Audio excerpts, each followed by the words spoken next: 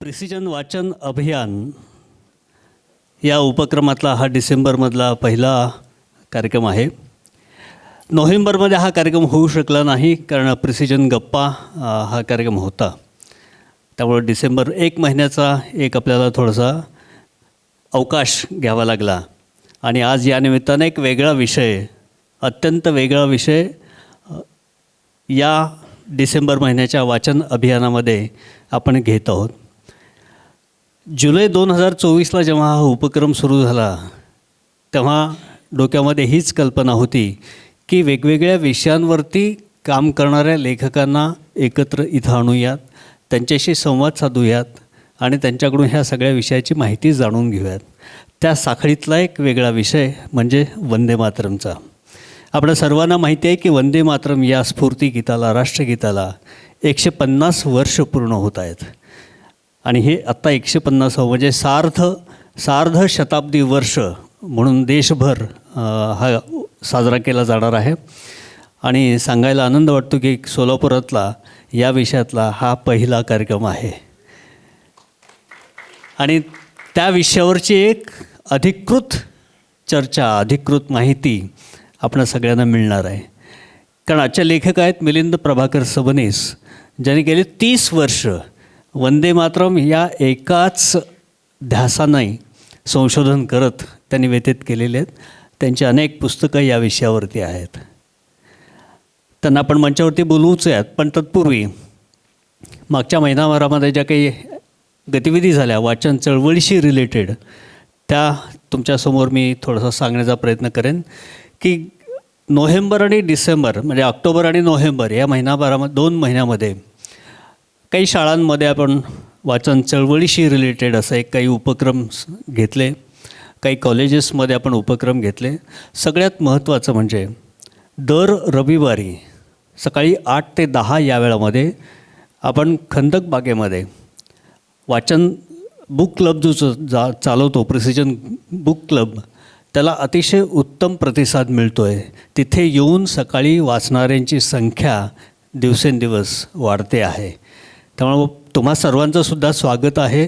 दर रविवारी सकाळी 8 ते 10 या वेळेमध्ये खंदक बगीचामध्ये आपल्या सगळ्यांना पुस्तकं उपलब्ध केली जातील. तिथं येऊन वाचायचं आहे. आपली स्वतःची काही चालू असणारी पुस्तकं असतील, वाचन चालू आहे, ती पुस्तके घेऊन आलात तरी चालेल.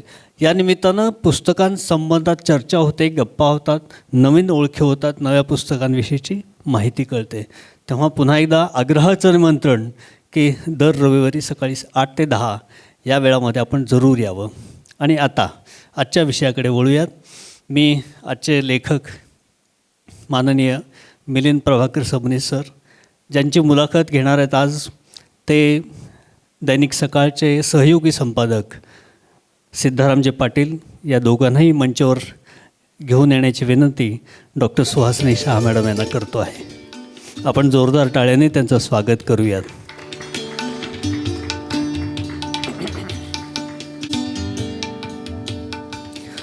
मिलिंद सबनीस हे सेवानिवृत्त शिक्षक आहेत, पुण्यात राहतात. कला आणि इतिहास हा त्यांचा अध्यापनाचा आणि अभ्यासाचा विषय राहिलेला आहे. दोघांनाही बसण्याची विनंती मी करतो आहे. आणि गेले 30 वर्ष मी आता जसं सांगितलं की 1994-95 पासून वंदे मातरम या एकाच विषयावरती ध्यास घेऊन त्यांनी अभ्यास सुरू केला, संशोधन केलं.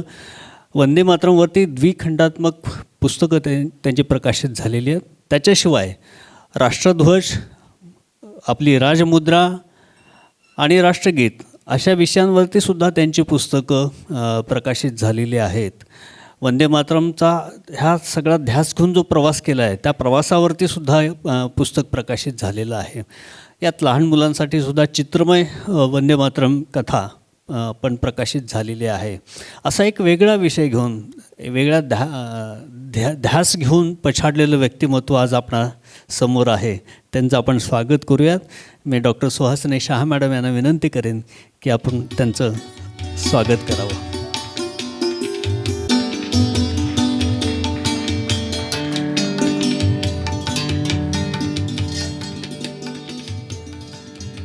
संपादक आहेत, पण त्यापूर्वी गेले अनेक वर्ष 25-30 वर्ष पत्रकारितेमध्ये आहेत. यापूर्वी दैनिक तरुण भारत, दैनिक दिव्य मराठी असा त्यांचा प्रवास होत आता ते दैनिक सकाळमध्ये अत्यंत मूर्ती लहान पण कीर्ती महान म्हणतात तशा पद्धतीचं अतिशय विचारशील असं व्यक्तिमत्व आहे, विनम्र असं व्यक्तिमत्व आहे, आपल्या सर्वांशी परिचित आहेत. मी मॅडमना पुन्हा एकदा विनंती करेन की आपण त्यांचं स्वागत करावं.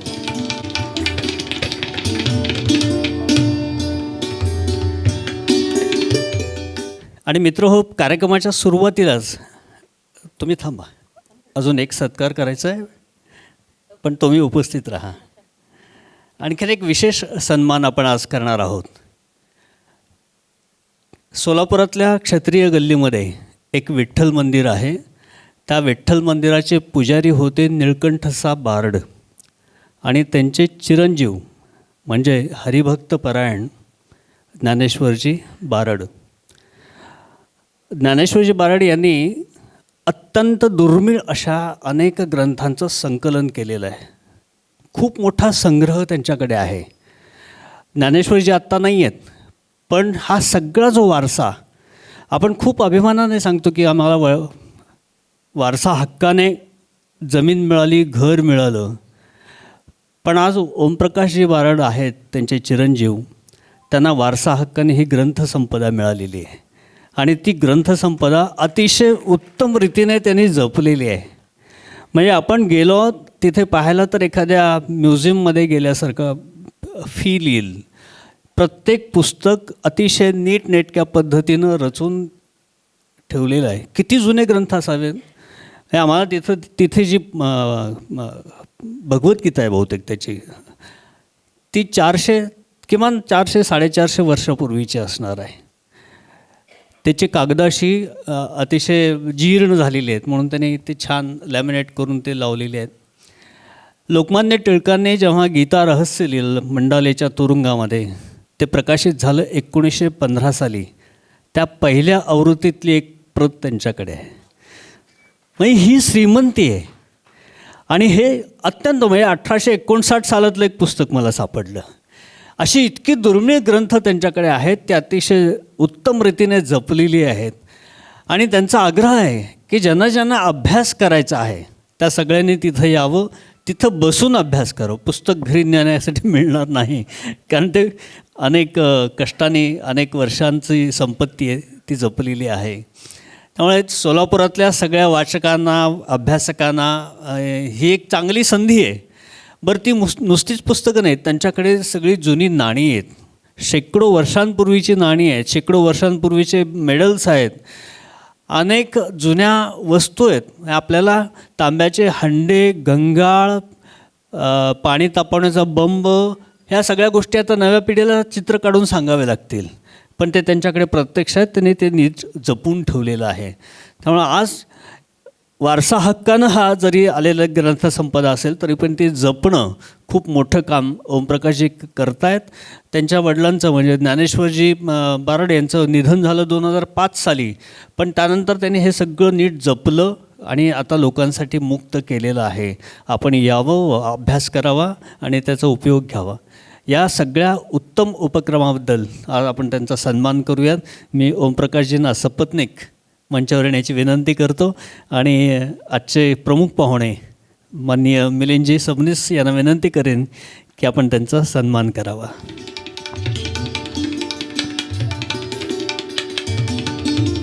आपली भेटवस्तू त्यांना देण्यासारखी दुसरी असूच शकत नाही.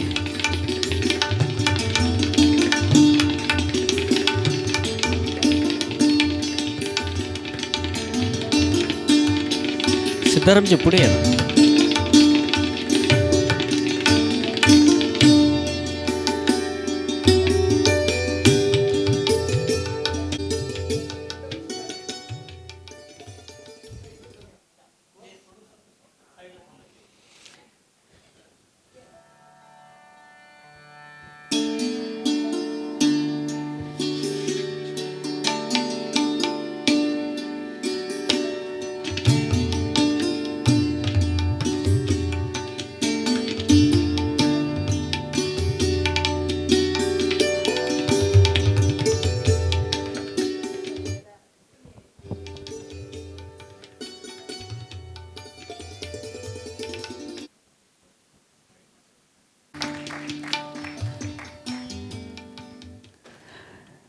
मित्रहो, दिनांक 7 नोव्हेंबर 1875 ही तारीख भारतीय इतिहासाच्या, भारतीय स्वातंत्र्याच्या इतिहासासाठी खूप मोठी परिवर्तन करणारी ठरली.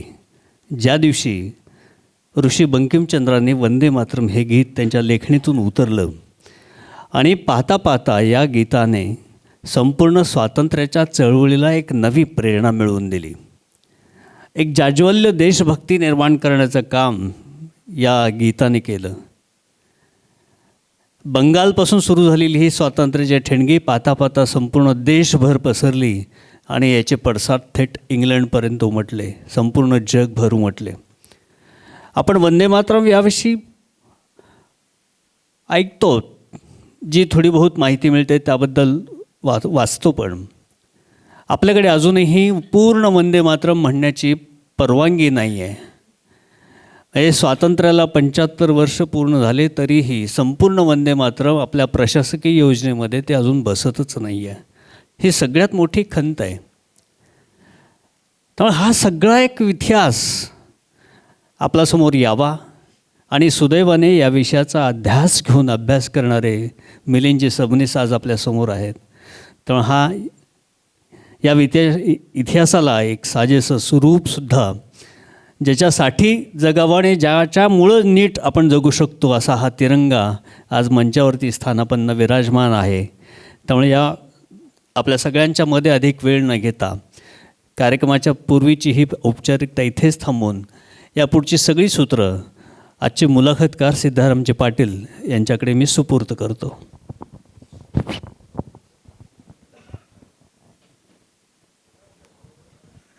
येते या जगामध्ये कुठली दुसरी अशी साधना नाही आहे की जी साधना केल्यानंतर इतक्या तात्काळ त्याचं फळ मिळतं. एकमेव वाचन, आणि ते वाचन या विषयाला प्रतिष्ठा मिळवून देण्याचं काम ज्या संस्थेने केलं आहे ते प्रिसिजन या संस्थेच्या फाउंडेशनच्या अध्यक्षा सुहासिनीताई, माधवदादा, या सभागृहात वाचन या विषयाला आपल्या जीवनात विशेष महत्त्व देणारे सगळे वाचक बंधू भगिनी. आजच्या संवादाला सुरुवात करण्याच्या आधी या संवादाचं महत्त्व एवढ्यापुरतं नाही आहे की जसं आपल्या एका महाराष्ट्रामध्येच रोज सरासरी 15 ते 20 पुस्तकं प्रकाशित होतात, असे कार्यक्रम देखील पुष्कळ होतात. त्या पुस्तकांची तुलना किंवा त्या कार्यक्रमांची तुलना, त्या लेखकांची तुलना आजच्या विषयाशी आपण करू शकत नाही. याचं कारण आपल्याला आजचा जो विषय आहे त्याचं जे मूळ गाभा आहे तो थोडक्यात जर समजून घेतलो तर आज जी व्यक्ती आपल्यासमोर उपस्थित आहे, ज्यांच्याशी आपण संवाद साधणार आहोत, त्याचं मोल आपल्याला कळू शकतं. आपण आजपासून 400 वर्षांच्या आधी गेलोत तर ब्रिटिश ईस्ट इंडिया कंपनीने आपला देश संपूर्ण हळूहळू ताब्यात घेतला आणि ताब्यात घेतल्यानंतर एक स्थिती अशी आली, वाफेच्या इंजिनाचा शोध लागला आणि संपूर्ण जगभर एकाच साम्राज्याची सत्ता, एकच साम्राज्य सगळीकडे, 1, 2, 3 नाही तर जवळजवळ 15-16 पिढ्या एकानंतर एक ते काय पाहत आहेत तर एकमेव तेच आहेत जे सर्वश्रेष्ठ आहेत, ज्यांच्या साम्राज्यावरती सूर्य मावळत नाही. जे वेस्टर्न आहे तेच मॉडर्न आहे, इथंपर्यंत ती संकल्पना रुजू पाहत होती. आणि त्याच काळामध्ये आपल्या देशामध्ये एक खूप मोठं स्थित्यंतर येत होतं. ते म्हणजे आपल्या देशातली जी मूळ शिक्षण व्यवस्था आहे ती बाजूला सारून एक नवी शिक्षण व्यवस्था येऊ पाहत होती. आणि त्या शिक्षण व्यवस्थेतून सुरुवातीला काही मंडळी जी बाहेर पडली त्यातली 2 नावं जी प्रमुख आहेत, त्यातलं एक नाव म्हणजे बंकिमचंद्र होतं, बंकिमचंद्र चट्टोपाध्याय, ज्यांनी ब्रिटिशांच्या शिक्षण व्यवस्थेतून बाहेर पडले होते. तेव्हा जसं आपल्याला माहिती आहे की कलकत्ता ही आपल्या देशाची राजधानी होती आणि तिथूनच आपल्या देशातल्या सगळ्या चळवळींना एक प्रकारे सुरुवात होत होती.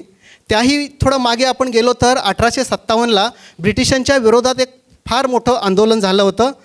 त्यातून इतक्या मोठा फटका बसला की चौकामध्ये आणून देशभक्तांना फासावर लटकवण्यात आलं. आणि त्याचा परिणाम असा झाला की कुणी हिंमत करत नव्हतं की ब्रिटिश साम्राज्याच्या विरोधात काही बोलण्याचं. आणि त्यानंतर जवळजवळ 45 वर्षांनी आपल्या देशामध्ये एक फार मोठं आंदोलन उभं राहिलं. काही लोकांना असं वाटत होतं की आमच्या देशाचे तुकडे व्हावेत आणि ते तुकडे व्हावेत म्हणून बंगालची फाळणी झाली आणि त्या बंगालच्या फाळणीविरोधात 1905ला मोठं आंदोलन उभं राहिलं. 6 वर्ष चाललं आणि पंचम जॉर्जला भारतात येऊन जाहीर करावं लागलं का मी फाळणी रद्द केली आहे. आणि त्या आंदोलनाचा आत्मा होता वंदे मातरम.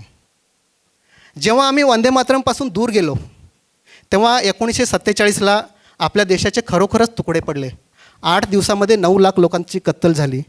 पाकिस्तान बांगलादेशची निर्मिती झाली. आम्ही काही करू शकलो नाही. याचं कारण मुळाशी होतं, आम्ही वंदे मातरमच्या भावनेपासून दूर गेलो होतो.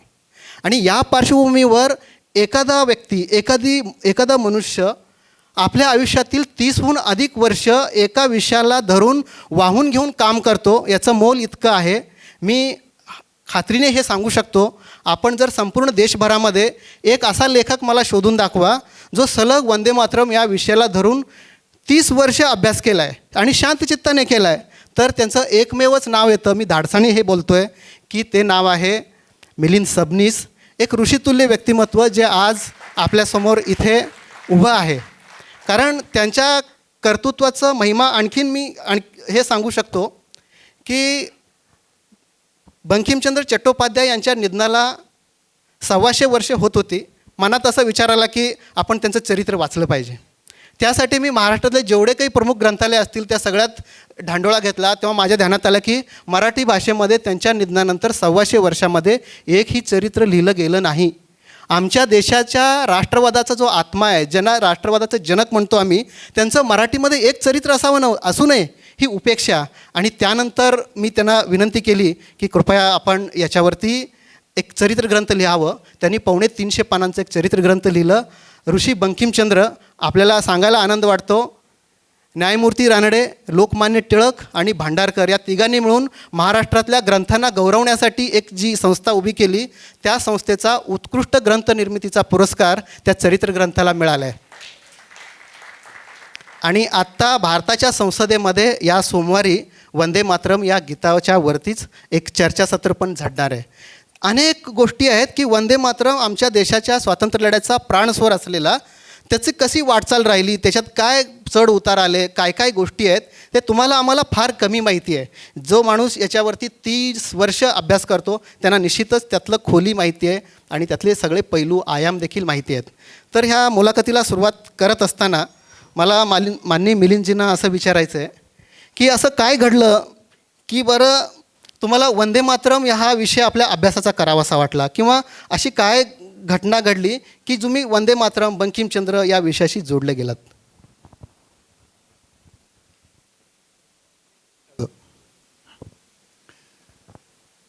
पहिल्यांदा मी आभार मानतो की वंदे मातरम या विषयावर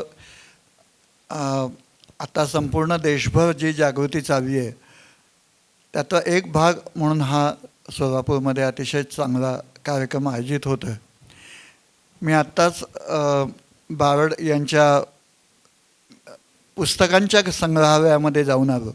कमाल आहे.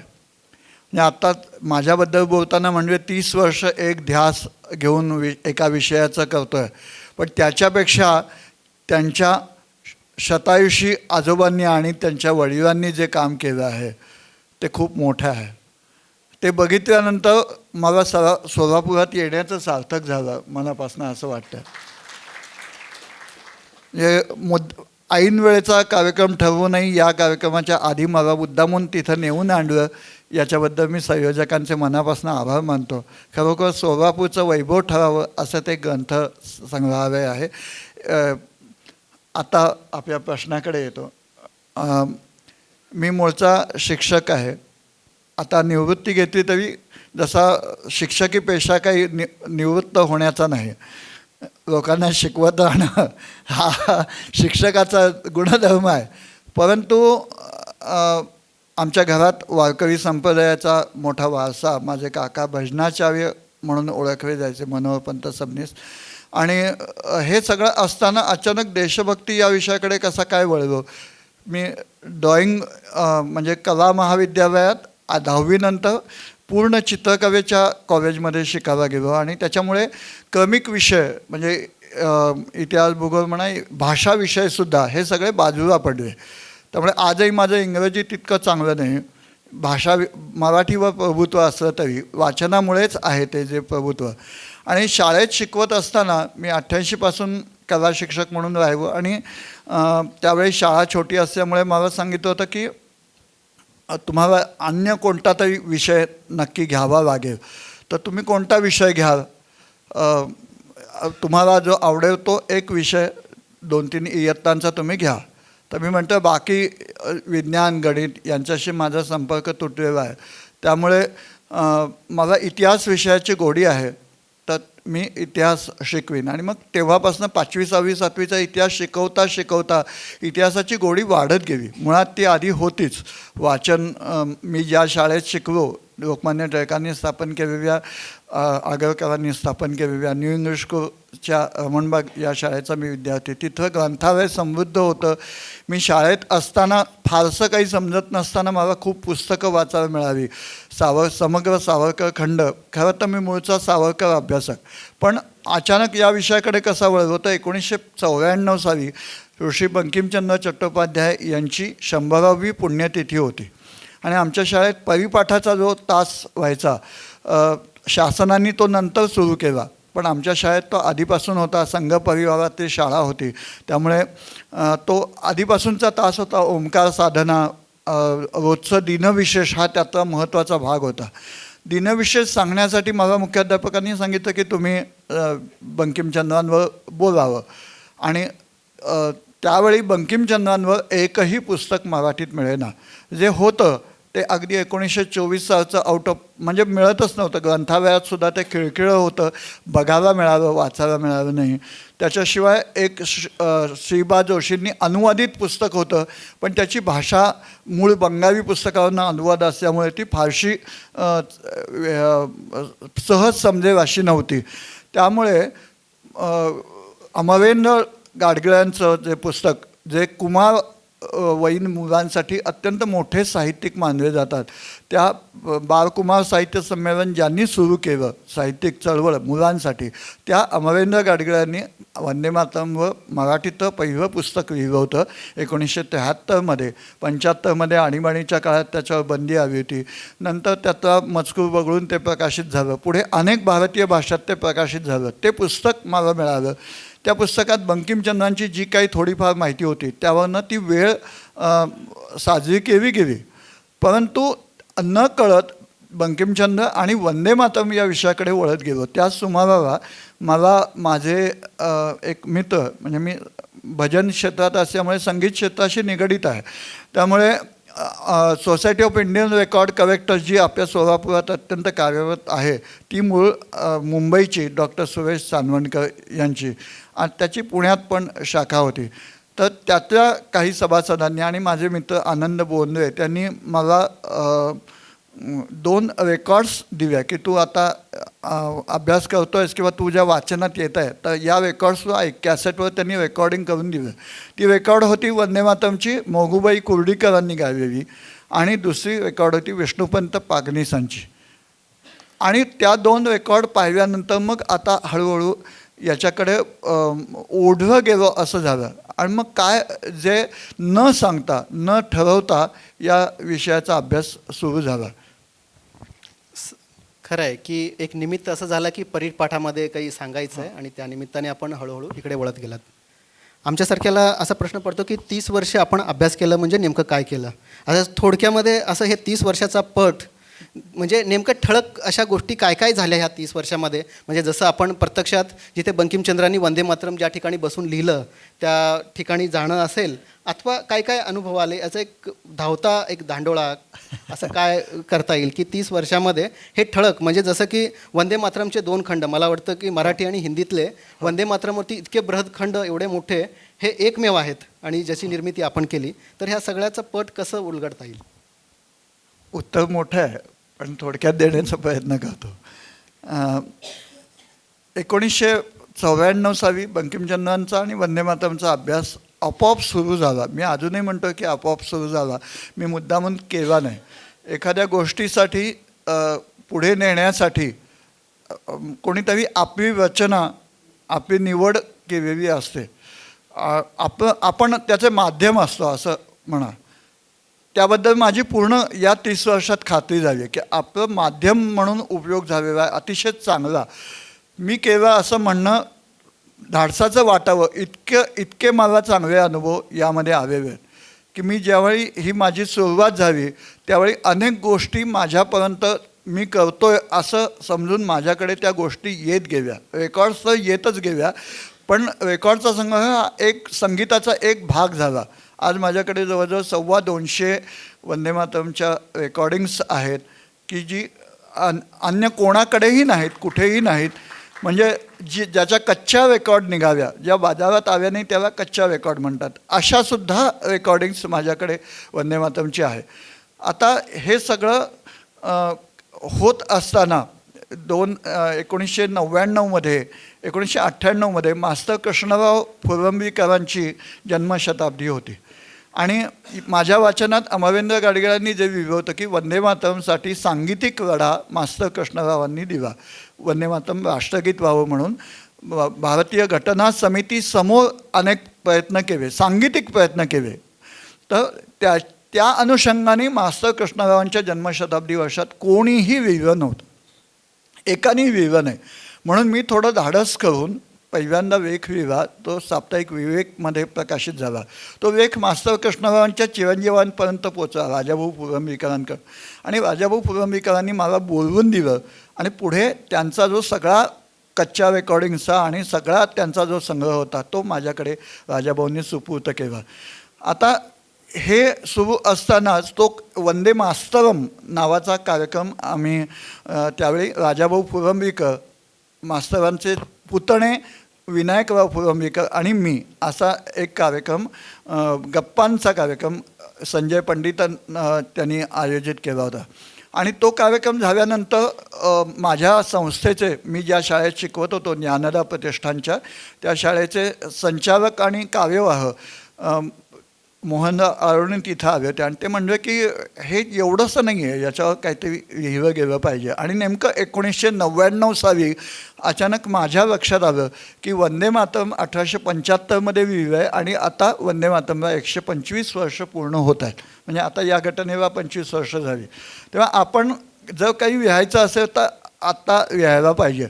मी तोपर्यंत क्रांतिकारकांची, अपरिचित क्रांतिकारकांची चरित्र किंवा सिनेमा नाटकांवर लिहित होतो. ते सिनेमा नाटकंसुद्धा चरित्रपटांवर, इतिहासपटांवर असा काही दृष्टिकोन ठेवून सावरकरांवर काही लिखाण केलं होतं. पण ते स्फुट होतं, पुस्तक स्वरूपात काही आलं नव्हतं.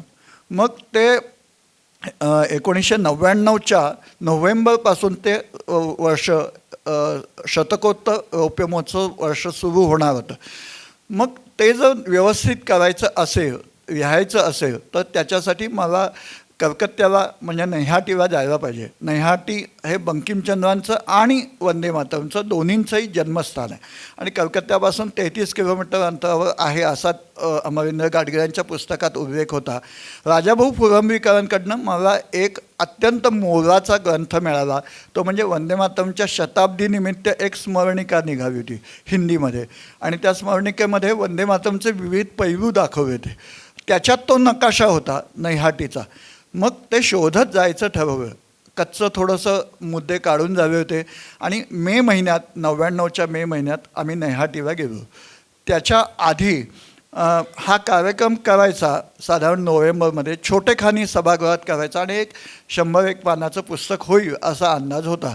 अमरेंद्र गाडगिळांनी जे लिहिलं आहे ते कालातीत आहे, म्हणजे अत्यंत सुंदर भाषा आहे. माझं आज मोठं पुस्तक झालेलं असूनसुद्धा मी असं म्हणेन की ते पुस्तक आजही उत्तम आहे. पण त्याच्या पुढे जाऊन नवीन त्यात काही जी माहिती असेल ती द्यायला पाहिजे आणि ती मिळत होती मला माहिती. म्हणून आणखीन प्रयत्न सुरू केले आणि अमरेंद्र गाडगिळांच्या पुढचा भाग आपण लिहूया असं ठरवलं. त्यावेळी दुर्दैवाने अमरेंद्र गाडगिळ निधन पावले होते, त्यामुळे त्यांची माझी गाठ होऊ शकली नाही. पण मी म्हणतो आत्ता जे म्हणतो की माझ्यापर्यंत येतं.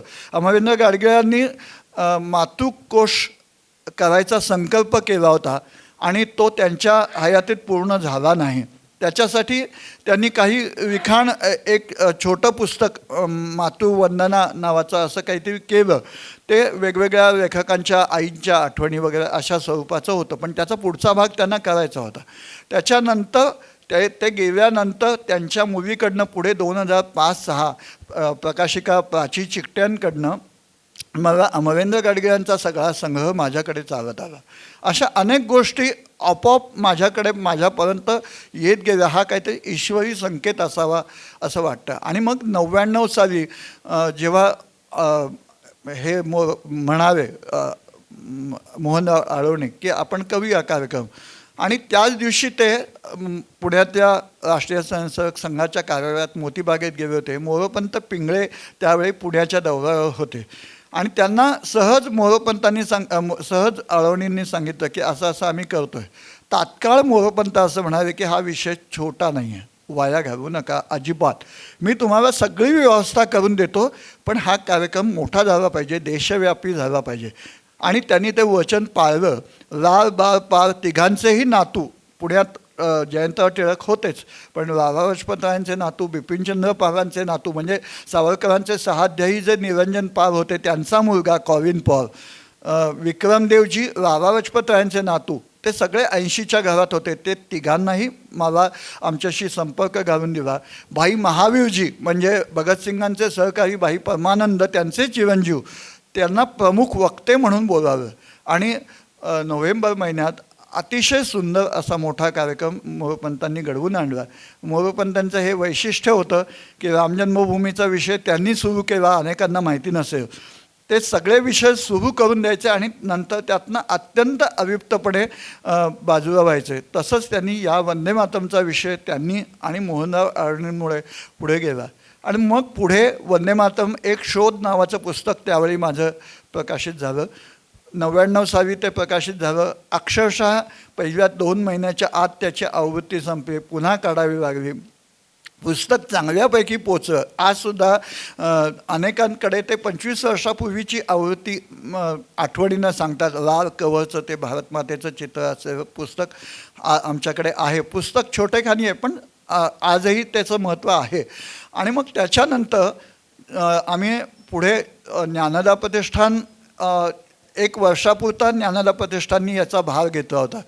पण नंतर मात्र जन्मदा प्रतिष्ठान नावाची आम्ही संस्था सुरू केली आणि मग त्याच्या माध्यमातून कार्यक्रम सुरू केले. दिवाळी अंक काढायला सुरुवात केली. जन्मदा 5 वर्ष अंक काढला. पण या सगळ्यात असं लक्षात आलं की माझा मूळचा जो विषय आहे वंदे मातरम तो बाजूला राहतो आणि म्हणून चांगला चालत असलेला दिवाळी अंक बंद केला आणि वंदे मातरमचा कोश करायचा असं ठरवलं. आणि मग त्याच्याबद्दल माहिती मिळवणं, अनेक गोष्टी मिळवणं या पुन्हा सुरू झाल्या. 2012च्या सुमाराला माझं सगळं लिखाण पूर्ण झालं होतं. अनेक प्रकाशकांना विचारलं होतं सुरुवातीला, पुस्तक लिहिताना, सुरुवात करताना, पण वंदे मातरम विषयाला आजही लोक घाबरतात. खरी गोष्ट आहे. म्हणजे प्रकाशक तर अनेक जण हा विषय म्हणजे जळता म्हणजे पेटता निखारा आहे असं वाटतं, त्याच्यावरनं वादविवाद होणार. तेव्हा या विषयावर अगदी मोठे पुण्याचे प्रकाशकसुद्धा त्याला तयार नव्हते या विषयावर काही करण्यासाठी. त्यामुळे आम्ही असं ठरवलं की या सगळ्या झंझटात न पडता आत्ता पुस्तक लिहून पूर्ण करायचं. आमचा मुळात सगळा ग्रुप जो होता तो सगळा आर्टिस्टचा ग्रुप आहे. माझ्याबरोबर माझा मित्र चित्रकार सचिन जोशी सगळ्या कामात माझ्याबरोबर, तो गुरुतुल्य माझा मित्र आहे. तर तोही म्हणला की आपण आधी पूर्ण करूया आणि सगळं पुस्तक लेआउट करून तयार ठेवायचं आणि मग प्रकाशकांकडे जायचं. कारण आम्ही चित्रकार असल्यामुळे, या सगळ्या व्यवसायात असल्यामुळे, माझे मित्र सकाळशी संबंधित असल्यामुळे पूर्ण लेआउट मांडणी करायची आणि मग प्रकाशकांकडे जायचं असं ठरवलं. आणि मग 2012च्या सुमाराला सगळं पूर्ण झाल्यानंतर मग प्रकाशक शोधायला सुरुवात केली. त्यावेळी साप्ताहिक विवेकनी याला मान्यता दिली आणि फक्त माझी एकच अट होती की याच्यासाठी योग्य ती व्यक्ती तुम्ही निवडा की जे वाचून त्याला मान्यता देईल. म्हणजे जनरल कोणी संपादक नको, ज्याला वंदे मातरम या विषयाची माहिती आहे त्यांनी ते पुस्तक बघावं. विवेकवाद्यांनी सांगितलं की तुम्हीच सांगा व्यक्ती कोण अशी आहे. आता खरं सांगायचं तर 1-2 वगळता या विषयावर काम केलेले कोणी नव्हतेच. मग पुढे नाव आलं की त्यांनाही आणि मान्य होईल आणि माझ्याही दृष्टीने खूप अभिमानास्पद वाटेल असं नाव म्हणजे रंगा हवीजी, राष्ट्रीय स्वयंसेवक संघाचे अत्यंत ज्येष्ठ असे सरसंघचालकांच्या योग्यतेचे असे मोठे व्यक्ती होते. त्यांचं वंदे मातरमची आत्मकथा या नावाचं मूळ मल्याळी पुस्तक, ते मल्याळी होते, ते प्रकाशित झालेलं होतं पूर्वीच. तर अशा वयोवृद्ध ज्ञानवृद्ध मराठीवर चांगलं प्रभुत्व होतं त्यांचं, तर त्यांचं नाव सुचवलं. त्यांनी ते पुस्तक पाहिलं आणि माझं अत्यंत मोठं भाग्य म्हणजे माझ्या आयुष्यातलं अत्यंत चांगला हे की ते रंगाहरीजींनी ते पुस्तक पूर्ण वाचलं आणि पुण्यात आल्यानंतर त्यांनी माझ्याशी भेट घ्यायची ठरवली. त्यांना मी माझ्याकडेच बोलावं कारण सगळे संदर्भ माझ्या घरी असल्यामुळे, आणि ते 2 दिवस पूर्ण माझ्याकडे आले. दिवसभर त्यांनी मोठं 2 पुस्तके भरून त्यांनी प्रश्न आणले होते. ते सगळे त्यांनी विचारले. सुदैवानं ग्रंथामध्ये एकही बदल करावा लागला नाही. सगळ्या शंकांचं त्यांचं समाधान झालं. हा सगळ्यात, आणि ते अत्यंत आनंदित होऊन त्यांनी प्रस्तावना इतकी सुंदर लिहिली आहे की त्या माझ्या वंदे मातरमच्या 2 खंडाच्या कोशाला त्यांनी लिहिलेली प्रस्तावना हिंदीमध्ये आहे आणि ती भारताच्या उत्तम अशा प्रस्तावनांमध्ये त्याची गणती झाली पाहिजे. माझ्या दोन्ही पुस्तकांना जी प्रस्तावना मिळाली, वंदे मातरम एक शोध पुस्तकाला उत्तमराव कानिटकर हे जे एकताचे संपादक होते त्यांची प्रस्तावना, तीही उत्तम प्रस्तावनामध्ये मांडली जाते. आणि ही प्रस्तावना आशीर्वादाच्या पलीकडे जाऊन वंदे मातरमवर आणखीन विवेचन असं त्यांनी केलेलं आहे. जवळजवळ 25 पानाची त्यांची प्रस्तावना. आणि मला ज्यांचं शिष्यत्व मिळालं असं म्हणा की ज्यांनी मला पूर्ण याच्यात मार्गदर्शन केलं ते प्रसिद्ध लेखक आनंद हर्डीकर, इतिहास अभ्यासक, त्यांनी या पुस्तकाला प्रस्तावनेच्या बरोबर एक मोठा लेख लिहून दिला. तोही फार सुंदर आहे.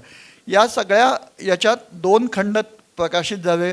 मुंबईला फार मोठ्या म्हणजे आदरणीय पूजनीय सरसंघचालकांच्या हस्ते 2 खंड प्रकाशित झाले. आणि त्यावेळीसुद्धा सरसंघचालकांशी बोलत असताना त्यांनी विचारलं आता पुढे काय. तर मी म्हणतो हे काम झालं नाही आहे, अजूनही याचं काम पुढे चालू राहणार आहे असं वाटतं आहे. कारण सगळ्या भाषात वंदे मातरमबद्दल जे आलेलं आहे त्याचं संकलन माझ्याकडे अजून झालं नाही आहे. आणि त्यासाठी वेगवेगळ्या भाषिकांच्या प्रतिनिधींशी पुन्हा बोलून त्याच्याबद्दलचं माहिती मिळवणं आवश्यक आहे. त्यामुळे आजही माझं काम चालू आहे. 14 साली खंड प्रकाशित झाले आणि आता 24 साली म्हणजे मागच्या वर्षी वंदे मातरमच्या जयंतीदिनी 150वं वर्ष लागलं त्यावेळी पुन्हा एकदा त्याचं प्रकाशन झालं. त्याच्यात नव्याने भर घातली, काही भाग थोडासा एडिट केला संपादन याच्यातला, आणि 2 खंडांचा मिळून 1 खंड प्रकाशित केला. त्यालाही सुदैवाने अत्यंत उत्तम प्रतिसाद आहे. खरं तर इथून 2 भाग पडतात. त्यातलं बंकिमचंद्र यांचं चरित्र हा स्वतंत्र विषय होऊ शकतो. त्याच्यात अनेक भाग अशा संवादाचे होऊ शकतात. त्यामुळे आज आपण त्या विषयाला स्पर्श करायला नको. पण वंदे मातरम, जनगण मन, रवींद्रनाथ टागोर, राष्ट्रगीत, राष्ट्रीय गीत हे सतत चर्चेचे विषय असतात. त्याच्यात अनेक प्रकार आहेत. म्हणजे जसं की रवींद्रनाथांनीच वंदे मातरम जाहीररित्या पहिल्यांदा गायलं, किंवा काँग्रेसच्या किंवा राष्ट्रीय सभेच्या सुरुवातीच्या सगळ्या अधिवेशनांमध्ये त्यांची सुरुवातच वंदे मातरमनी व्हायची. असं काय झालं की याच्यात पुढे ह्या सगळ्या समस्या उभ्या राहिल्या, किंवा एकूण ह्या सगळ्या गोष्टींचा थोडा उलगडा जर आम्हाला झाला की राष्ट्रगीत, राष्ट्रीय गीत, जनगण मन, वंदे मातरम ते ह्या संदर्भात जे नेहमी वादाचे आणि संभ्रमाचे विषय होतात त्याच्याविषयी थोडं आपण प्रकाश टाकावा. मुख्य विषय माझा वंदे मातरम हा अभ्यासाचा ठरल्यानंतर त्याच्या अनुषंगाने जनगण मन आणि राष्ट्रध्वज हे विषय आपोआप आहे. याचं कारण असं की भारताचा पहिला जो राष्ट्रध्वज तयार केला भगिनी निवेदितांनी 1905 त्याला पहिला मान मिळत नाही, कारण तो प्रदर्शित केला गेला, फडकावला गेला नाही.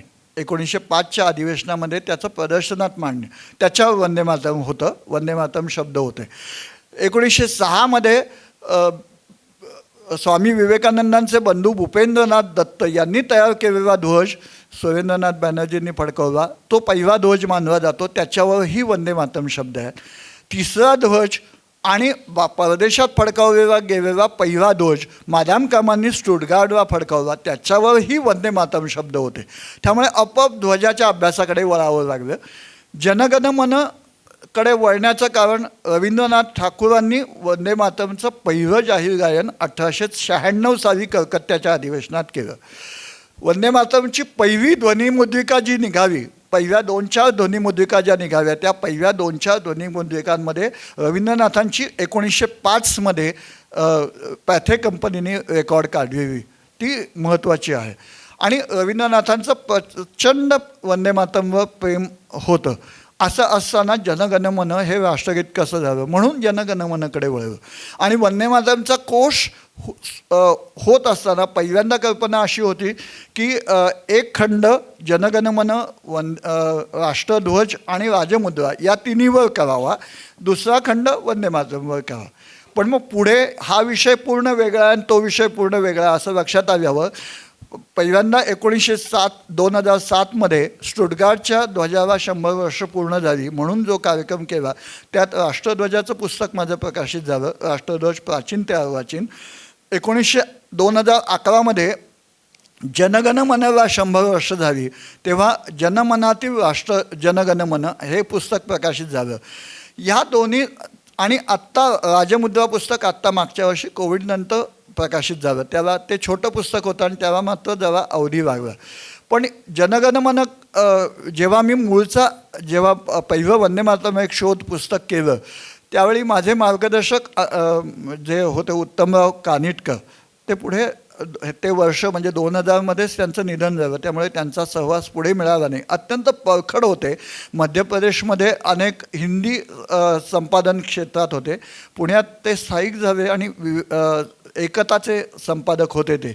तर त्यांनी असं सांगितलं होतं मला पहिल्यांदा मार्गदर्शन करताना की वंदे मातरमला मोठं म्हणत असताना जनगणमनवर जी टीका आहे त्याचं खंडन करायला पाहिजे. कारण आज राष्ट्रगीत जनगणमन आहे, त्यामुळे त्याची प्रतिष्ठा कमी होता कामा नये. उद्या तुम्हाला वंदे मातरमला राष्ट्रगीत व्हावं म्हणून मागणी करायची असेल तर ती तुम्ही कायदेशीर पद्धतीने हे करू शकता. पण त्याच्यासाठी जनगणमन चुकीचं आहे असं म्हणणं हे आपल्या राष्ट्रगीताचा अपमान करण्यासारखं आहे आणि ते माझ्या कायम लक्षात राहिलं. आणि म्हणून मी पुढे जेव्हा जनगणमनाचा अभ्यास सुरू केला तेव्हा लक्षात आलं की पंडित नेहरूंनी जरी जनगणमनाला पुढे केलं असं तरीसुद्धा जनगणमनाचं स्थान एक वेगळं आहे. जनगणमन हे पितृगीत आहे आणि वंदे मातरम हे मातृगीत आहे. आणि एका संसाराची दोन्ही माता पिता ही दोन्ही हे आहेत. त्यामुळे जनगणमनला पंचम जॉर्जच्या निमित्ताने पंचम जॉर्ज 60 लिहिलं हे चुकीचं आहे. पंचम जॉर्जच्या निमित्ताने लिहिलं हे खरं आहे. कारण त्यांचं नंतर पत्र प्रकाशित झालेलं आहे नेहरूंचं, रवींद्रनाथांचं, की मी जरी जनगणमन हे गीत लिहिलं असं तरी ते माझ्या जवळच्या नातेवाईकांनी प्रद्योत कुमार ठाकूरांनी सांगितलं की पंचम जॉर्जच्या स्वागतासाठी तू गीत लिही. तेव्हा मला अत्यंत वाईट वाटलं, दुःख झालं की मी म्हणजे बंगालच्या फाळणीच्या याच्यात नेतृत्व केलेला माणूस, राष्ट्रभक्त असणारा माणूस, माझ्याकडनं अशी गीताची अपेक्षा करतात आणि म्हणून त्या तिरमिरीमध्ये त्या रागाच्या भावामध्ये मी जनगणमन लिहिलं. प्रत्यक्षात त्या काँग्रेसच्या अधिवेशनामध्ये 1911च्या अधिवेशनामध्ये जनगणमन हे शेवटच्या दिवशी गायलं गेलं. रवींद्रनाथांनी नकार दिला म्हणून दुसरं एक गीत दुसऱ्या गायकाकडनं, दुसऱ्या गीतकाराकडनं लिहून घेतलं आणि ते सादर झालं. जनगणमन तिसऱ्या दिवशी सादर झालं, पण ब्रिटिश पत्रकारांनी केलेल्या चुकीच्या वार्तांकनामुळे पंचम जॉर्जच्या स्वागतासाठी ते गीत लिहिलं गेलं असं. आता हे सगळं खंडन झालं. प्रत्यक्षात रवींद्रनाथांनी हे गीत एक जगनियंता ब्रह्मदेव याला डोळ्यासमोर ठेवून गीत लिहिलं. आता हे जनगणमन एकच गीत असं नाही आहे. रवींद्रनाथांच्या अनेक गीतं अशी आहेत की ती जगनियंत्याला उद्देशून आहेत. पण याचा अभ्यास कुठे कोणी केला आहे? काका कावेकरांनी रवींद्रनाथांची अनेक गीतं मराठीत आणलेली आहेत. त्याच्यावर स्वतंत्र 3 मालिकांचं पुस्तकांची मालिका आहे. ती कोणीच वाचत नाही आणि रवींद्रनाथांवर सरसकट टीका केली जाते. त्यामुळे मी अत्यंत वंदे मातरमचा कडवा समर्थक असूनसुद्धा जनगणमनला मी टीका करीत नाही याचं बऱ्याच जणांना आश्चर्य वाटतं. शेवटचा मुद्दा जो आहे तो आज या सगळ्या याच्यामध्ये अनेकांना असं वाटतं की वंदे मातरम ला विरोध केला की आपण कोणतरी पूर्वगामी आहोत असं वाटतं. पण आज वंदे मातरमला विरोध होतो तो एक फाजील प्रसिद्धी मिळण्याच्या याच्यातनं होतो असं मला वाटतं. त्याच्यामध्ये अनेक मुद्दे त्या अनुषंगाने आपल्याला सांगता येते. ठीक आहे, खरं आहे. म्हणजे वार्तांकन किंवा मीडिया किंवा पत्रकारिता हे आजच समस्या आहे असं नाही, तर त्याही वेळी म्हणजे जसं वार्तांकन झालं ते चुकीच्या पद्धतीने झालं, त्याचा फटका असं बसलं आपण पाहतो. एक प्रश्न असा आहे की वंदे मातरम ज्या ग्रंथामध्ये ज्या कादंबरीमध्ये स्थानापन्न करण्यात आलं ते आनंदमठ. आनंदमठ प्रकाशित झालं 1882ला आणि वंदे मातरम लिहिलं गेलं 1875ला. म्हणजे हे काय म्हणजे इतकं 7 वर्ष का ते म्हणजे प्रकाशित झालं नाही किंवा नेमकं काय झालं होतं त्या काळामध्ये? थोडं या प्रश्नावर जोडून एक तुम्ही न विचारलेल्या प्रश्नाचं पण उत्तर याच्यात देतो मुद्दामून, की वंदे मातरमची जन्मकथा सांगायला पाहिजे आणि मग आनंदमठची जन्मकथा, कारण सगळं एकमेकांशी निगडीत आहे. आज वंदे मातरमला 150 वर्ष होत आहेत आणि त्यानिमित्ताने अनेक लेखक लिहित आहेत, अनेक विचारवंत बोलत आहेत, पण त्यात चुकीच्या गोष्टी प्रचंड मांडल्या जातात. मुळात एखाद्या प्रसिद्ध घटनेमागे दंतकथा खूप पसरवल्या जातात. तशा वंदे मातरमबद्दलच्या जन्माच्या अनेक दंतकथा आहेत. कोणी म्हणतं बंकिमचंद्रांना रेल्वेमध्ये हे गीत सुचलं, कोणी म्हणतं अलीपूरच्या तुरुंगाच्या तिथं असताना त्यांना ते गीत सुचलं.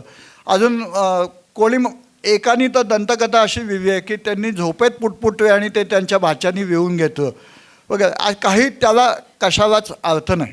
पण एक गोष्ट अतिशय चांगली जी कथा आहे जी मी म्हणजे मुळात ती अमरेंद्र गाडगिळांनी लिहिली की त्याची तारीख जी आहे ती 7 नोव्हेंबर ही अमरेंद्रांच्या पुस्तकात ठळकपणे आली. आणि बंगालमध्ये एक मोठे संशोधक होते विश्वनाथ मुखर्जी, त्यांनी ही तारीख साधारणपणे निश्चित केली होती. पण त्या त्यांनी पुरावे दिले नव्हते कोणतेच की काय म्हणून ही तारीख निश्चित केली.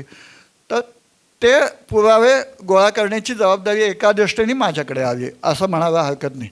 आणि मग बंकिमचंद्रांनी लिहिलेला अमाल दुर्गोत्सव नावाचा एक लेख, त्यांनीच लिहिलेला एकटी गीत नावाचा एक लेख, आणि त्यांचे बंधू पूर्णचंद्र चट्टोपाध्याय धाकटे बंधू त्यांनी लिहिलेला एसो एसो बंधू एसो नावाचा एक लेख, असे 3 लेख हे वंदे मातरमचा जन्म केव्हा झाला याच्या जवळपास नेणारे आहेत.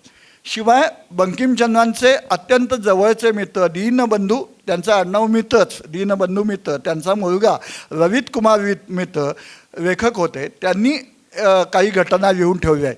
या सगळ्याचा हे घेतल्यानंतर आज जी आपण साजरी करतो आहे 7 नोव्हेंबर तारीख, ती या सगळ्यांच्या लेखावरनं मी निश्चित केलेली आहे. म्हणजे मुळात ती अमरेंद्रांनी निश्चित केली होती, पण त्याला दुजोरा देणाऱ्या ज्या तारखा आहेत, त्याला जे लेख आहेत ते माझ्याकडनं सिद्ध झाले असं म्हणायला हरकत नाही. आजही ही तारीख ठरवण्यापूर्वी केंद्र शासनाकडनं, राज्य शासनाकडनं आणि वेगवेगळ्या मिनिस्ट्रीकडनं मलाच ती पुन्हा पुन्हा विचारणा होत राहिली की याच्याबद्दलचे जे पुरावे आहेत ते तुम्ही आम्हाला पाठवा, तुम्ही आम्हाला ते लिहून पाठवा. कारण शेवटी हे राष्ट्रीय पातळीवर करायचं तर त्याला काहीतरी आधार पाहिजे, त्यांनाही कोणी विचारलं होतं आणि तो देण्याचं काम माझ्याकडनं झालं. म्हणजे मुळात अमरेंद्रांनी केलेलं काम थोडंसं विस्ताराने मला पुढे नेता आलं.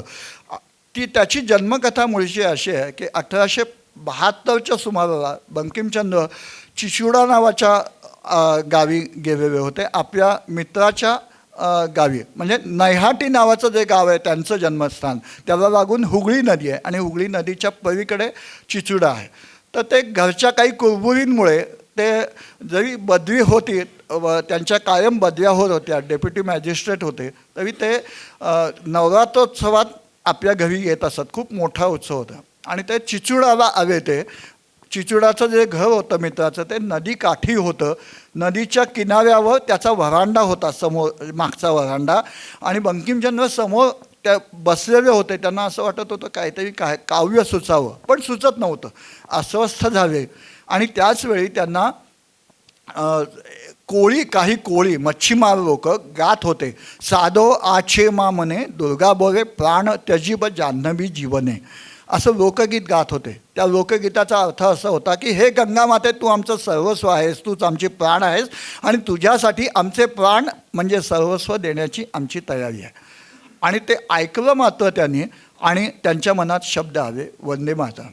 पण गीत त्यावेळी त्यांनी लिहिलं नाही. चिचुडावासियांची अशी श्रद्धा आहे की गीत तिथं लिहिलं, पण तसं झालं नाही. 1875 ते पुन्हा नवरात्रोत्सवात नैहाटीला आले होते आणि नैहाटीला अष्टमीच्या दिवशी, अश्विन शुद्ध अष्टमीच्या दिवशी देवीच्या समोर बसले. सगळं कीर्तन वगैरे, आता हा लेख आहे तो त्यांच्या भावानी लिहिलेला लेख आहे, त्याच्यात हे सगळं वर्णन आहे. आणि ते बसलेत आणि त्यांच्या डोळ्यातून घळघळा अश्रू व्हायला लागलेले. ते समोरची जी मूर्ती आहे देवीची, त्याच्यामध्ये अचानक त्यांना भारत मातेची मूर्ती प्रतीत व्हायला लागली. आणि मग त्यांच्या भावाने, मोठे बंधू श्यामचंद्र, त्यांनी त्यांच्या पाठीवर हात ठेवला. शांत झाले थोड्या वेळाने आणि मग त्यांच्या एका कोपऱ्यात असलेल्या खोलीमध्ये, ते बैठ्या खोलीमध्ये जाऊन बसले आणि त्यांनी एक लेख लिहून काढला. अश्विन शुद्ध अष्टमीच्या रात्री नवमीच्या पहाटे. त्या लेखाचं नाव होतं अमार दुर्गोत्सव आणि तो लेख म्हणजे वंदे मातरमचं गद्य स्वरूप आहे. आणि त्याच्यानंतर बरोबर 1 महिन्याने कार्तिक शुद्ध नवमीच्या दिवशी त्यांनी वंदे मातरम लेख गीत एक टाकी सलगपणे लिहून काढलं. आता ते गीत लिहून काढलं आणि ठेवलं टेबलावर आणि त्यांचे स्वीय सचिव रामचंद्र बंदोपाध्याय आत आले आणि ते असं म्हणाले, बंकिमचंद्र डोळे मिटून बसले होते, त्यांनी ते गीत पाहिलं. रामचंद्र बंदोपाध्यायाने समोर धरलं, वाचलं, म्हणजे वा वा सुंदर गीत झालं. बंकिमचंद्रांना आनंद झाला, डोळे उघडले, त्यांनी बघितलं पहिलाच वाचक काही क्षणात आपल्याला मिळतो आहे, तो उत्तम म्हणतो आहे. पण रामचंद्र बंदोपाध्याय असं म्हणाले, वा सुंदर गीत झालं, आत्ताची बंगदर्शनमध्ये काही जागा रिकामी आहे, ती जागा भरण्यासाठी याचा उपयोग होईल. हे ऐकल्यानंतर बंकिमचंद्रांनी त्यांचा कागद काढून घेतला, टेबलाच्या ड्रॉवरमध्ये ठेवून दिला आणि म्हणाले की हे गीत जागा भरण्यासाठी नाही झालेलं, हे जाग करण्यासाठी झालेलं आहे. आणि त्यांनी तो, आणि पुढे रामचंद्र बंदोपाध्यायांना असं म्हणाले की हे गीत काही वर्षांनी, कदाचित 30-35 वर्षांनी, कदाचित मी नसेन तू असशील तेव्हा तू बघशील, हे गीत केवळ बंगालच नव्हे तर सारा देश डोक्यावर घेऊन नाचेल. आणि हे अक्षरशः बरोबर 35 वर्षांनी, बरोबर 30 वर्षांनी 1905च्या आंदोलनात ते गीत सगळ्यांच्या युद्ध नावा म्हणून लोकांच्या तोंडी गेलं. आता आज काय होतं, 1882 आनंदमठ, आणखीन एक दंतकथा की आनंदमठसाठी वंदे मातरम लिहिलं, तसं नाही आहे. 1880 आनंदमठ कादंबरी पूर्ण लिहून पूर्ण झाली होती आणि बंगदर्शनचा अंक बंद पडला होता त्यावेळी. तर तो त्यांच्या भावानी चालवायला घेतला. पण भाऊ बंकिमचंद्रांना असं म्हणाले की बंकिमचंद्र, तुम्ही संपादक होता तेव्हा अंक खूप चालत होता, आता पुन्हा तुमची मदत पाहिजे, तुम्ही संपादक नसलात तरी, की तुम्ही काहीतरी नवीन लिहून द्या जे आत्तापर्यंत छापून आलेलं नाही आहे. मग बंकिमचंद्रांनी त्यांची लिहून झालेली कादंबरी जी छापायची होती ती त्यांनी क्रमशः प्रकाशित करावा आनंदमठमध्ये दिली आणि मग ती कादंबरी दर महिन्याच्या अंकामध्ये यायला लागली. ती 82च्या सप्टेंबर महिन्यापर्यंत पूर्ण झाली आणि नोव्हेंबरमध्ये त्याचं लगेच पुस्तक निघालं, पहिली आवृत्ती निघाली आनंदमठची. या आनंदमठमध्ये वंदे मातरम जणू काही आनंदमठसाठी लिहिलं असावं अशा पद्धतीनं ते गीत संपूर्ण कादंबरीमध्ये ठिकठिकाणी विखुरलं आहे. एखाद्या सुंदर हिऱ्याला चांगलं कोंदण मिळावं तसं वंदे मातरमला आनंदमठचं कोंदण मिळालं. म्हणून वंदे मातरम आणि आनंदमठ हे वेगळं जणू काढताच येत नाही आणि त्यामुळे लोकांची अशी धारणा आहे की वंदे मातरम आनंदमठसाठी लिहिलं. प्रत्यक्षात तसं झालं नाही. 1882 ही कादंबरी प्रकाशित झाली आणि या कादंबरीत एखाद्या थीम सॉन्गप्रमाणे वंदे मातरम आलं. ही या कादंबरीचं वैशिष्ट्य असं आनंदमठ कादंबरीचं, मी त्या कादंबरीच्या प्रेमात आहे असं म्हणता चालेल. कारण ह्याच वर्षी आम्ही आनंदमठ कादंबरीवर नाटक पहिल्यांदा मराठी रंगभूमीवर आणलं, संगीत नाटक, ज्याला राज्यनाट्य स्पर्धेत सगळे पुरस्कार मिळाले. ते आनंदमठ नाटक, ती जी आनंदमठ कादंबरी आहे ती अशी कादंबरी आहे की आधुनिक भारतीय साहित्यामध्ये बंकिमचंद्र हे कवी म्हणून ओळखले जात नाहीत, तर ते कादंबरीकार म्हणून ओळखले जातात. म्हणजे भारतीय साहित्यात कादंबरी या लेखन प्रकाराचा पाया कोणी घातला असेल तर तो बंकिमचंद्रांनी घातला. पण बंकिमचंद्रांचे गुरु जे होते ईश्वरचंद्र गुप्त, त्यांनी बंकिमचंद्रांना कानमंत्र दिला होता की तू जरी काव्य लिहित असतास. त्यांचा पहिला काव्यसंग्रह ईश्वरचंद्र गुप्तांनीच प्रकाशित केला होता. पण तरी ते म्हणाले की तुझा ओढा ललित लेखनाकडे आहे आणि तू म्हणजे कथा कादंबऱ्या लिहाव्यास ह्या अधिक चांगल्या. त्यामुळे पुढच्या आयुष्यात जरी वंदे मातरमुळे कवी म्हणून ते प्रसिद्ध असले तरी त्यांनी काव्य खूप कमी प्रमाणात लिहिली. आणि बंकिमचंद्रांनी या आनंदमठमध्ये जे वंदे मातरमचं सगळं विस्तृत वर्णन केलं आहे त्यामुळे त्या कादंबरीला एक अत्यंत सुंदर अशी शोभा आलेली आहे. ही कादंबरी पुढे बंकिमचंद्रांच्या हयातीमध्ये याच्या 5 आवृत्त्या निघाल्या. आजच्या भाषेत दर दिवशी नवीन आवृत्ती निघायचे दिवस आहे, पण त्या काळात 15 वर्षात 5 आवृत्त्या म्हणजे खूप मोठं होतं आणि लोकांपर्यंत ते चांगलं पोचलं. आणि आनंदमठ ही कादंबरी एका दृष्टीने ऐतिहासिक कार्य केलेली कादंबरी आहे की अध्यात्म आणि राष्ट्रभक्ती याचा पहिला संगम कुठे असेल भारतीय साहित्यात, आधुनिक भारतीय साहित्यात, तर तो आनंदमठमध्ये. गीता कुठे लिहिली तर गीता रणांगणात लिहिली. आणि आनंदमठ काय आहे, रणांगणाचं वर्णन असणारी पण अध्यात्म सांगणारी. जसं समर्थ रामदास म्हणतात की सामर्थ्य आहे चळवळीचे जो जे कविवतयांचे, परंतु तेथे भगवंताचे अधिष्ठान पाहिजे. या सगळ्या चळवळीला, स्वातंत्र्य चळवळीला अध्यात्माचं बैठक पाहिजे, ही बंकिमचंद्रांकडे होती. बंकिमचंद्रांना शेवटच्या उत्तरायुष्यात म्हणजे शेवटच्या 15 वर्षामध्ये गीतेचे अभ्यासक होते. ते गीतेवरचं त्यांचं टिप्पण अपूर्ण राहिलं. श्रीकृष्ण चरित्र नावाचा अत्यंत सुरेख, सगळ्यांपेक्षा वेगळा श्रीकृष्ण बंकिमचंद्रांनी मांडलेला आहे. तर या सगळ्या याच्यामध्ये आनंदमठ ही कादंबरी आजही वेगळेपण राखून आहे. सगळ्यात जास्त माझ्याकडे सगळ्या भाषेतले अनुवाद आनंदमठचे आहेत, संस्कृतपासून कोकणीपासून मल्याळी तेलुगूपर्यंत. पण हिंदीमध्ये 10-12 अनुवाद आहेत. इंग्लिशमधला सगळ्यात सुंदर अनुवाद हा इंग्लिशमधला आहे आणि तो श्री अरविंदांनी केलेला आहे. आणि श्री अरविंदांनी जो अनुवाद केला तो दुर्दैवाने अपूर्ण राहिला. तो त्यांचा भाऊ बावींद्रनाथ घोष त्यांनी पूर्ण केला. त्यातसुद्धा मजा अशी आहे की आनंदमठमधला जो पहिला अध्यात्माचा भाग आहे तो अरविंदांनी पूर्ण केला. हा योगायोग आहे. आणि पुढचा जो भाग आहे जो रणांगणाशी संबंधित आहे तो त्यांचे भाऊ, क्रांतिकारक भाऊ बावींद्रनाथ घोष यांनी पूर्ण केला. आता हा काय योगायोग आहे माहीत नाही. आणि माझ्याकडे 1936 सालची अत्यंत दुर्मिळ प्रत त्या इंग्लिश कादंबरीची मिळालेली आहे. या सगळ्या आवृत्त्या बघता सगळ्यात जास्त अनुवाद हे मराठीत झालेले आहेत. आता त्यातले खूप कमी आहेत मिळावेत, पण म्हणजे 3-4 अनुवाद माझाही उपलब्ध झाले नाही आहेत. आत्ताच मागच्याच आठवड्यामध्ये वंदे मातरमचा 1923मध्ये भाऊ दाजी कुलकर्णी यांनी केलेला अनुवाद झेरॉक्स स्वरूपात मला मिळालं. ते मूळ पुस्तक बघायला मिळालं. अतिशय छान कादंबरीचं भाषांतर आहे त्या काळचं. या सगळ्या याच्यात आता टप्पा होतो आहे की यावर्षीसुद्धा आनंदमठचं भाषांतर पुन्हा एकदा जे आम्ही 15 वर्षापूर्वी गोवा मुक्ती संग्रामाचे मोहन रानडे स्वातंत्र्य सेनानी त्यांच्या हस्ते प्रकाशित केलं होतं. डॉक्टर मृणालिनी गडकरींनी अनुवाद करून घेतला होता त्यांच्याकडून. ते आता पुन्हा अनुवाद यावर्षी प्रकाशित होतं आहे.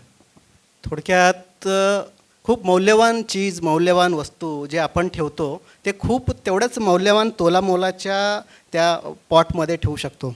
तसं वंदे मातरम 1875ला लिहिलं गेलं आणि कदाचित आपण म्हणता तसं की त्या गीताला साजेसं अशा ग्रंथाची स्वतंत्र निर्मिती झाली. आणि आनंदमठ त्याला जोडून सांगायचं म्हणजे आपल्याला सगळ्यांना आनंद होतो आहे यासाठी की आनंदमठची मराठी आवृत्ती आपण या 2 ते 3 आठवड्यात सोलापुरातच प्रकाशित करतो आहे. आणि त्याचा किस्सा असा आहे की तस्लिमा नसरीन यांचे बंगालीतली सगळ्या साहित्य संपदा ज्यांनी मराठीत आणलं त्या मृणालिनी गडकरी यांच्याकडून मिलिंदजींनीच ते अनुवादित प्रकाशित केलं. त्याच्यानंतर काही वर्ष ते आउट ऑफ प्रिंट होतं. आणि या निमित्ताने आम्ही दोघं म्हणजे त्यांच्या पतिदेवांच्याकडे गेलो. तो किस्सा असा आहे की ते खूप वृद्ध आहेत, मला वाटतं 85 वगैरे वय असेल. तर त्यांना म्हणालो की आम्ही जटायू अक्षरसेवा या प्रकाशन संस्थेकडून हे प्रकाशित करू इच्छितो. ते म्हणाले की कशाला प्रकाशित करता, कुणी घेत नाहीत म्हणेल लोक पुस्तकं. तर आम्ही म्हणालो नाही पुस्तकं घेतील, कारण बंकिमचंद्रांचं चरित्र आम्ही आत्तापर्यंत 2 वर्षात 5वी आवृत्ती आत्ता काढतो आहे आणि लोकांचा खूप चांगला प्रतिसाद आहे, हेही काढू. ते म्हणाले की मी तुमच्याकडून रॉयल्टी घेईल. मी म्हणालो की आम्ही त्यासाठीच आलो आहे ॲक्च्युली. मग रॉयल्टी द्यायची आहे ती कुणाला द्यायची मी तुम्हाला सांगतो. मी म्हणून सांगा तर आपल्याला आश्चर्य वाटेल. ते म्हणाले की वनवासी कल्याण आश्रम याचा हा पत्ता आहे, त्या पत्त्यावरती तुम्ही तुमची रॉयल्टी पाठवा. तर म्हणजे लोक किती महान विचार करू शकतात त्याचं ते ज्वलंत उदाहरण होतं. आणि आम्ही देखील त्याचं एक असं नियोजन केलं आहे की त्याच्या पुढच्या 2 वर्षात किमान 1,00,000 प्रती त्या आनंदमठच्या मराठीमधून वितरित झाल्या पाहिजेत याची योजना आम्ही केलेली आहे. ते नंतर जसं तर दुसऱ्या विषयामध्ये येईल. पण आपल्या मूळ विषयाकडे वळायचं झालं तर जसं 1882ला आनंदमठ लिहिलं गेलं, त्याच्या आधी 75ला वंदे मातरम लिहिलं गेलं. पण पुढील जवळजवळ एक 25 वर्ष ते झिरपत राहिलं. आणि जेव्हा काही लोकांना असं वाटत होतं की भारताचे तुकडे व्हावेत, भारतमातेचे तुकडे व्हावेत, त्यासाठी कर्जनच्या मागे लागले. तो एक स्वतंत्र विषय खरं तर. पण जेव्हा तुकडे झाले तेव्हा कलकत्त्यातल्या कालीघाट या परिसरामध्ये मला वाटतं 10,000पेक्षा जास्त लोक निस्तब्ध पद्धतीने याच्याबद्दलचा मूक आक्रोश व्यक्त करण्यासाठी तिथे एकत्रित जमा झाले. आजच्यासारखं भारत माता की जय, जय हिंद, इन्कलाब जिंदाबाद किंवा अशा घोषणाच प्रचलित नव्हत्या. त्यावेळी ह्या मूक आक्रोशाला काय शब्द मिळावेत हे सुचत नव्हतं. आणि कुणीतरी एका अज्ञात व्यक्तीने असं एक घोष केला, वंदे मातरम. आणि तिथून प्रत्येकाच्या मुखातून वंदे मातरमचा घोष निघाला. आणि बघता बघता लाल बाल पाल ही देणगी जी आहे नेतृत्वाची, ह्याच आंदोलनाची परिणिती होती की ज्याच्यातून संपूर्ण देशभर हे आंदोलन पेटत राहिलं. आणि म्हणूनच पुढे असं म्हटलं गेलं, वेदमंत्राहुनी आम्हा वंदे वंदे मातरम. तर वेदमंत्र आणि त्याहूनही आम्हाला वंदे आहे असं म्हणणं, याच्यातून भावना अशी आहे की देशभक्तीला आम्ही सर्वोच्च स्थान देतो. पण खरोखरच असंही आहे आपल्याच साहित्यामध्ये जे दिसतं की वेदमंत्राहून म्हणजे वेदमंत्राचंच हे एक नवीन अवतार आहे किंवा काय म्हणूयात, त्या संदर्भात थोडं आपण सांगावं. वेदमंत्र कोणी विवे तर ऋषीमुनींनी. आजही वेदमंत्र का टिकून आहेत तर ते आपण अपौरुषेय म्हणतो किंवा वाणीतून ते झेपत गेवे पुढे आणि ते टिकवे. ह्यापेक्षा आणखीन एक महत्त्वाची वेदमंत्र टिकण्याची एक कारण आहे, ते म्हणजे ज्यांनी ते वेद लिहिवे. आपल्याला फक्त अथर्वण ऋषी किंवा आणखीन एक 2-4 नावं माहिती आहेत, बाकीच्यांची नावं माहिती नाहीत कोणत्या ऋषीमुनींनी हे वाचले. पण त्या ऋषीमुनींची साधना त्या शब्दांमध्ये आली आणि म्हणून ते शब्द टिकले. बंकिमचंद्रांना वेदमंत्राहून आम्हा असं गदिमांना का म्हणावं असं वाटतं, तर बंकिमचंद्र हे ऋषितुल्य व्यक्तिमत्व होते. ज्या ऋषीमुनींनी वेदमंत्र रचले त्या ऋषीमुनींच्या रांगेत असणारे बंकिमचंद्र आहेत.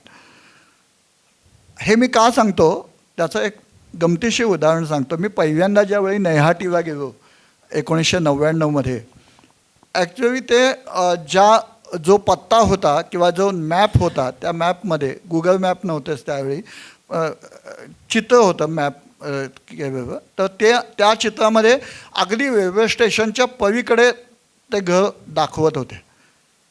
ते घर दिसत होतं, घर म्हणजे ती गढीवजा घर आहे, पण प्रत्यक्षात जाता येत नव्हता, रस्ता सापडत नव्हता. तर यू टर्न मारून पुढे जाऊन मागे यायचं होतं, ते कळत नव्हतं.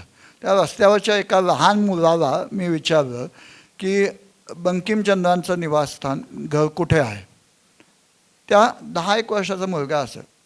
त्याने असं चमकून खेळ थांबवला त्याने आणि त्यांनी चमकून माझ्याकडे बघितलं आणि नजर रोखत तो मला म्हणाला, बंकिम मत बोलो, ऋषी बंकिम बोलो. जसं आपल्याकडे टिळकांना लोकमान्य हे नाव आहेच, आपण नुसतं टिळक म्हणत नाही, तसं ऋषी बंकिमचंद्र ही त्यांना दिलेली उपाधी आहे. आणि त्यामुळे वंदे मातरमच्या बाबतीत मुळात जन्म दिला तो एका ऋषितुल्य व्यक्तीने आणि त्याच्यानंतर वंदे मातरमला अनेक ऋषितुल्य व्यक्तिमत्वांचा पवित्र स्पर्श झाला आणि म्हणून वंदे मातरम आज 150 वर्षानंतर टिकेल आणि अजून 1,500 नाही आणि त्याहीपेक्षा जास्त हजार वर्ष टिकणार आहे, कारण त्याला ऋषीमुनींचा स्पर्श झाला आहे. पहिला स्पर्श आहे तो ऋषी बंकिमचंद्रांचा, दुसरा स्पर्श आहे तो 1896 रवींद्रनाथ ठाकूरांनी गायलं, ते ऋषितुल्यच होते. तिसरा जो पवित्र स्पर्श झाला ही 1905 बंगालच्या फाळणीमध्ये वंदे मातरम हा जयघोष झाला. ही घटना ज्यांनी लिहून ठेवली आणि वंदे मातरमचं महत्त्व सगळ्यात जास्त मोठ्या प्रमाणात लोकांपर्यंत पोहोचवलं ते श्री अरविंद हेही ऋषितुल्यच व्यक्तिमत्व आहे. चौथं ऋषितुल्य व्यक्तिमत्व आहे ते भगिनी निवेदिता, ज्यांनी पहिल्यांदा ध्वजावर वंदे मातरम हे शब्द आणले, पहिल्या ध्वजावर. 5वं ऋषितुल्य व्यक्तिमत्व आहे ते पंडित विष्णू दिगंबर परुस्कर, ज्यांनी 1923च्या काकीनाडा अधिवेशनात भर स्टेजवर व्यासपीठावर अध्यक्ष मौलाना अहमद अवींना ठणकावून सांगितलं की तुम्ही परवानगी देत नसलात तरी मी वंदे मातरम संपूर्ण गाणार. आपला स्वाभिमान ज्यांनी राखून ठेवला, दाखवला, राष्ट्रभक्ती आपली दाखवली, प्रदर्शित केली, ते विष्णू दिगंबर पुन्हा ऋषितुल्यच व्यक्तिमत्व होतं. अशा अनेक ऋषितुल्य व्यक्तिमत्वांचा पवित्र स्पर्श याला झाल्यामुळे वंदे मातरमचं चिरस्थायित्व हे कायम राहणार आहे. खरं आहे, वंदे मातरम 1905 ते 1911 आणि त्याच दरम्यान त्याला विरोधाला सुरुवात झाली. नंतर विरोध करणाऱ्यांचे काही मनसुबे आणि त्याला बळी पडणारे आमचे काही नेते आणि परिस्थिती अशी झाली की जे पुढे साधारण वंदे मातरमला हळूहळू ज्याला साईड ट्रॅक म्हणतो किंवा बाजूला सारणं असं म्हणतो, असा प्रयत्न झाला. याच्यावरती थोडं आपण प्रकाश टाकावं, नेमकं काय झालं? 1905 बंगालची फाळणी झाली, त्याला प्रचंड विरोध झाला. म्हणजे त्याला मुळात तो हिंदू मुस्लिम द्वेषाच्यासाठीच तो फाळणी केली, पण त्याला त्यावेळच्या यांनी प्रतिसाद दिला नाही इंग्रजांना. उलट त्याची उलटी प्रतिक्रिया आली आणि हिंदू मुस्लिम ऐक्य झालं. पण 1906 मुस्लिम लीगची स्थापना झाली आणि इंग्रजांनी लावलेल्या विषवृक्षाला काही प्रमाणात फळं यायला लागली. ती पुढे 1913च्या सुमारास एका मुस्लिम संस्थेने विरोध केला. असं थोडं थोडं राहिलं. मोठा विरोध झाला तो 1923 काकीनाडा अधिवेशनामध्ये विष्णू दिगंबरांना विरोध केला गेला. त्याच्यानंतर 1937 बॅरिस्टर जिना 1916-17च्या सुमारास काँग्रेसच्या अधिवेशनात असं सांगतात की जे उभे राहिले नव्हते वंदे मातरमला त्यांना खडसावतात की वंदे मातरमसाठी तुम्ही उभे राहिलं पाहिजे, असं म्हणणारे बॅरिस्टर जिना हे पुढे इतके बदलले की त्यांनी ज्या मागण्या काही 5-6 मागण्या महत्त्वाच्या केल्या त्यात वंदे मातरम पूर्ण गाळून टाकावं असं सांगितलं. त्या मागण्या मान्य होणं शक्य नव्हतं, पण तरीसुद्धा काही नेतृत्व पंडित नेहरूंसारखं असं होतं की त्याच्यावर निदान विचार करू असं म्हणावे. त्याच्यावर समिती स्थापन केली. म्हणजे एखादा विषय घोळवत ठेवायचा असेल किंवा त्याचं उत्तर काढायचं नसेल तर समिती स्थापन करायची परंपरा तेव्हापासून आहे. ती समिती स्थापन झाली आणि त्या समितीचे अध्यक्ष रवींद्रनाथ ठाकूरांना केलं. आता इथं रवींद्रनाथ ठाकूरांनी असा कौल दिला की मुस्लिमांनी जो आक्षेप घेतो आहे तो भूतपरस्ती म्हणजे मूर्तीपूजा याच्यावर आहे.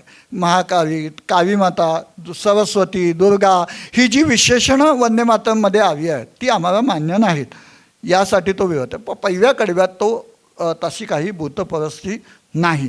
त्यामुळे पहिली ध्रुवपद आणि पहिलं सुजलाम सुफलाम शुभ्र ज्योत्स्ना पुलकित यामिनी हे कडवं घ्यायला काही हरकत नाही.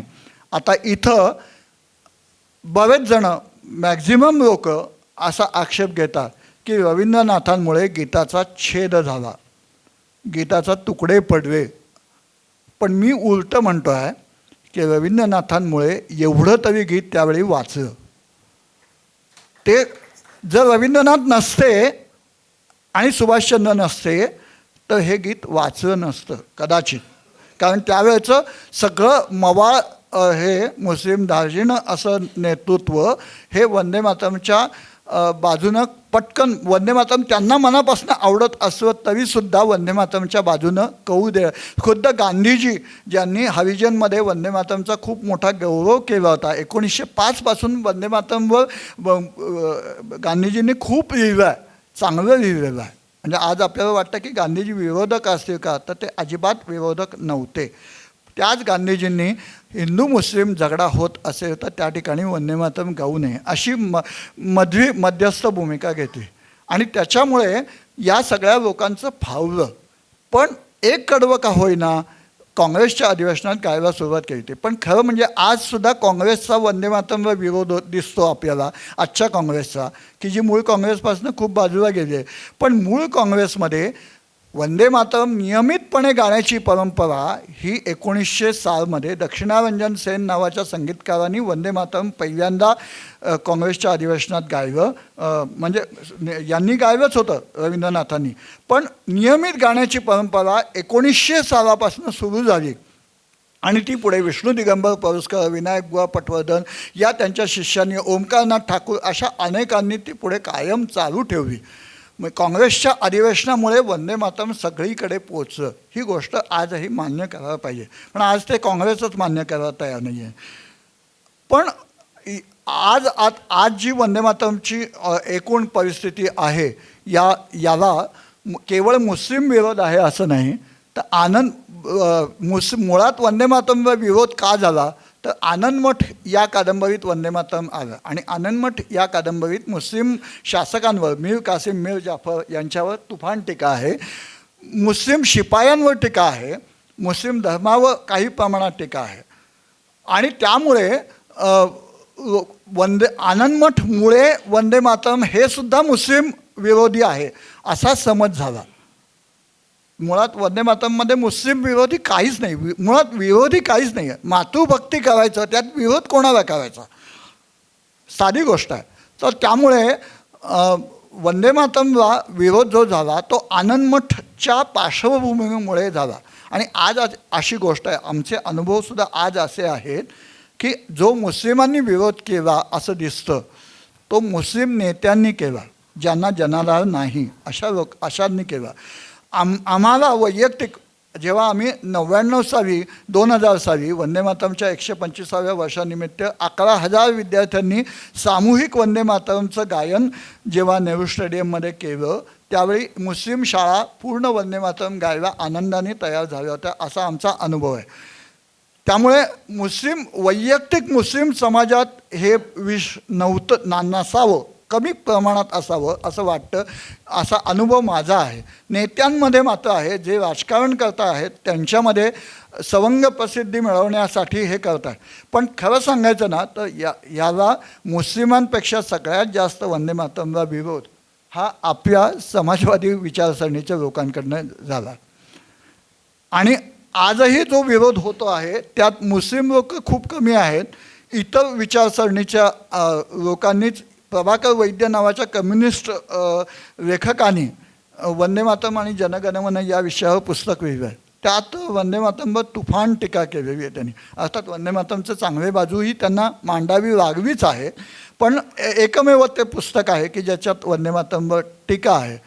पण हे सगळं एकूण वंदे मातरमला जो आजही विरोध दिसतो तो या स्वातंत्र्यपूर्व काळात आलेला आहे. आणि स्वातंत्र्यानंतरसुद्धा आपल्या संसदेत गायला वंदे मातरम सुरुवात करावी यासाठी राम नाईकांनी पुढाकार घेतला. आणि राम नाईकांनी जेव्हा पुढाकार घेतला तेव्हा त्यांना विरोध एका मुस्लिम खासदारांनी केला, पण त्याच्यापेक्षा जास्त विरोध मुलायमसिंग यादवांच्या पार्टीने केला. वंदे मातरमच्या विरोधात 1992 साली जे बोलले गेले संसदेमध्ये तो विरोध आजसुद्धा तुम्ही बघणार आहात. सोमवारी जेव्हा मोदीजी याच्यावर चर्चा करतील तेव्हा विरोध करायला उभे राहणारे लोक कोण आहेत. याचा अनुभव आपण घेणार आहे. त्यामुळे वंदे मातरम जसं वंदे मातरम ऋषितुल्य व्यक्तिमत्वांचा एक पवित्र स्पर्श झाला म्हणून वंदे मातरमचं मोठेपण आणखीन उजळून निघालं, तसंच वंदे मातरमला अधिक विरोध झाला. त्या विरोधातून तावून सुरुवाखून प्रत्येक वेळी वंदे मातरम बाहेर आलं म्हणून त्याचं तेज आजही उजळून निघतं आहे. खरं आहे, वंदे मातरम असो अथवा कुठल्याही समाजाच्या हिताची बाब असो, ज्यांचे काही दुसरे इंटरेस्ट असतात, दुसरे त्यांचे काही स्वार्थी विचार असतात, त्यामुळे एखाद्या समाज घटकाला, एखाद्या मजहबला ते त्याच्याशी जोडू पाहतात. पण वास्तव असं आहे की जर वंदे मातरम ज्या ग्रंथामध्ये स्थापन झालं, त्या आनंदमठनी खरं तर पाकिस्तानचा धोका सांगितला होता त्या पुस्तकातून. त्याचं जर योग्य आकलन झालं असतं आणि निर्णय झाले असते तर कदाचित पाकिस्तान आणि बांगलादेशची निर्मितीच झाली नसती. ही वस्तुस्थिती आहे. कारण आपण बऱ्याचदा हे जे नेते सर म्हणाले की हे नेते मंडळी त्या भावनेचा कसा उपयोग करून घेतात, फार लांब जायची गरज नाही. 1945 आणि 46ला भारतामध्ये निवडणुका झाल्या होत्या. सेंट्रल असेंब्लीच्या 130 जागा होत्या. त्यातल्या 30 जागा ह्या मुस्लिम समाजासाठी राखीव होत्या आणि त्या 30 जागांवरती ज्या फक्त मुस्लिमांनीच मतदान करायचं होतं, त्यातल्या 98% लोकांनी पाकिस्तान हवं असं मतदान केलं, ज्यांना पाकिस्तानात जायचंच नव्हतं. कारण त्यांचे नेते त्यांना तसं सांगत होते. याच्यावरती सरदार पटेल यांचं 30 जानेवारी 1948चं एक भाषण आहे कलकत्त्यातलं. ते असं म्हणाले की यार कालपर्यंत जे म्हणत होते की आम्हाला पाकिस्तान पाहिजे, आज ते असं म्हणतायत की नाही भारत हा आमचाच देश आहे. तर हे खरं आहे की इथला सामान्य माणूस जो आहे तो कुठलाही धर्म असेल, मजहब असेल, त्याला भारताविषयी प्रेम आहेच आहे. पण त्या थोड्याच्या कालावधीच्यासाठी का होईना तिथे मजहब असेल, जिहाद असेल किंवा अन्य काही गोष्टी असतील ते डॉमिनंट ठरतात. याच्याकडे दुर्लक्ष करता येत नाही कारण त्या गोष्टींचा आमचा अभ्यास नसतो. त्यामुळे ते आपण असंच समजतो की आम्ही जसं विचार करतो तसंच शत्रू विचार करतो. सर, आपल्याला खास सांगायला मला आवडेल की पाकिस्तानमध्ये 2007मध्ये 3 खंडामध्ये एका ग्रंथाचं प्रकाशन झालं आहे. त्या ग्रंथाचं आशय असा आहे, पाकिस्तानची निर्मिती 1707 ते 2007. त्या ग्रंथाचं अवलोकन केल्यानंतर असं ध्यानात येतं, त्याच्यामध्ये वंगभंग आंदोलन किंवा बंगालची फाळणी हा त्यातला प्रमुख अध्याय आहे त्याच्यावरती.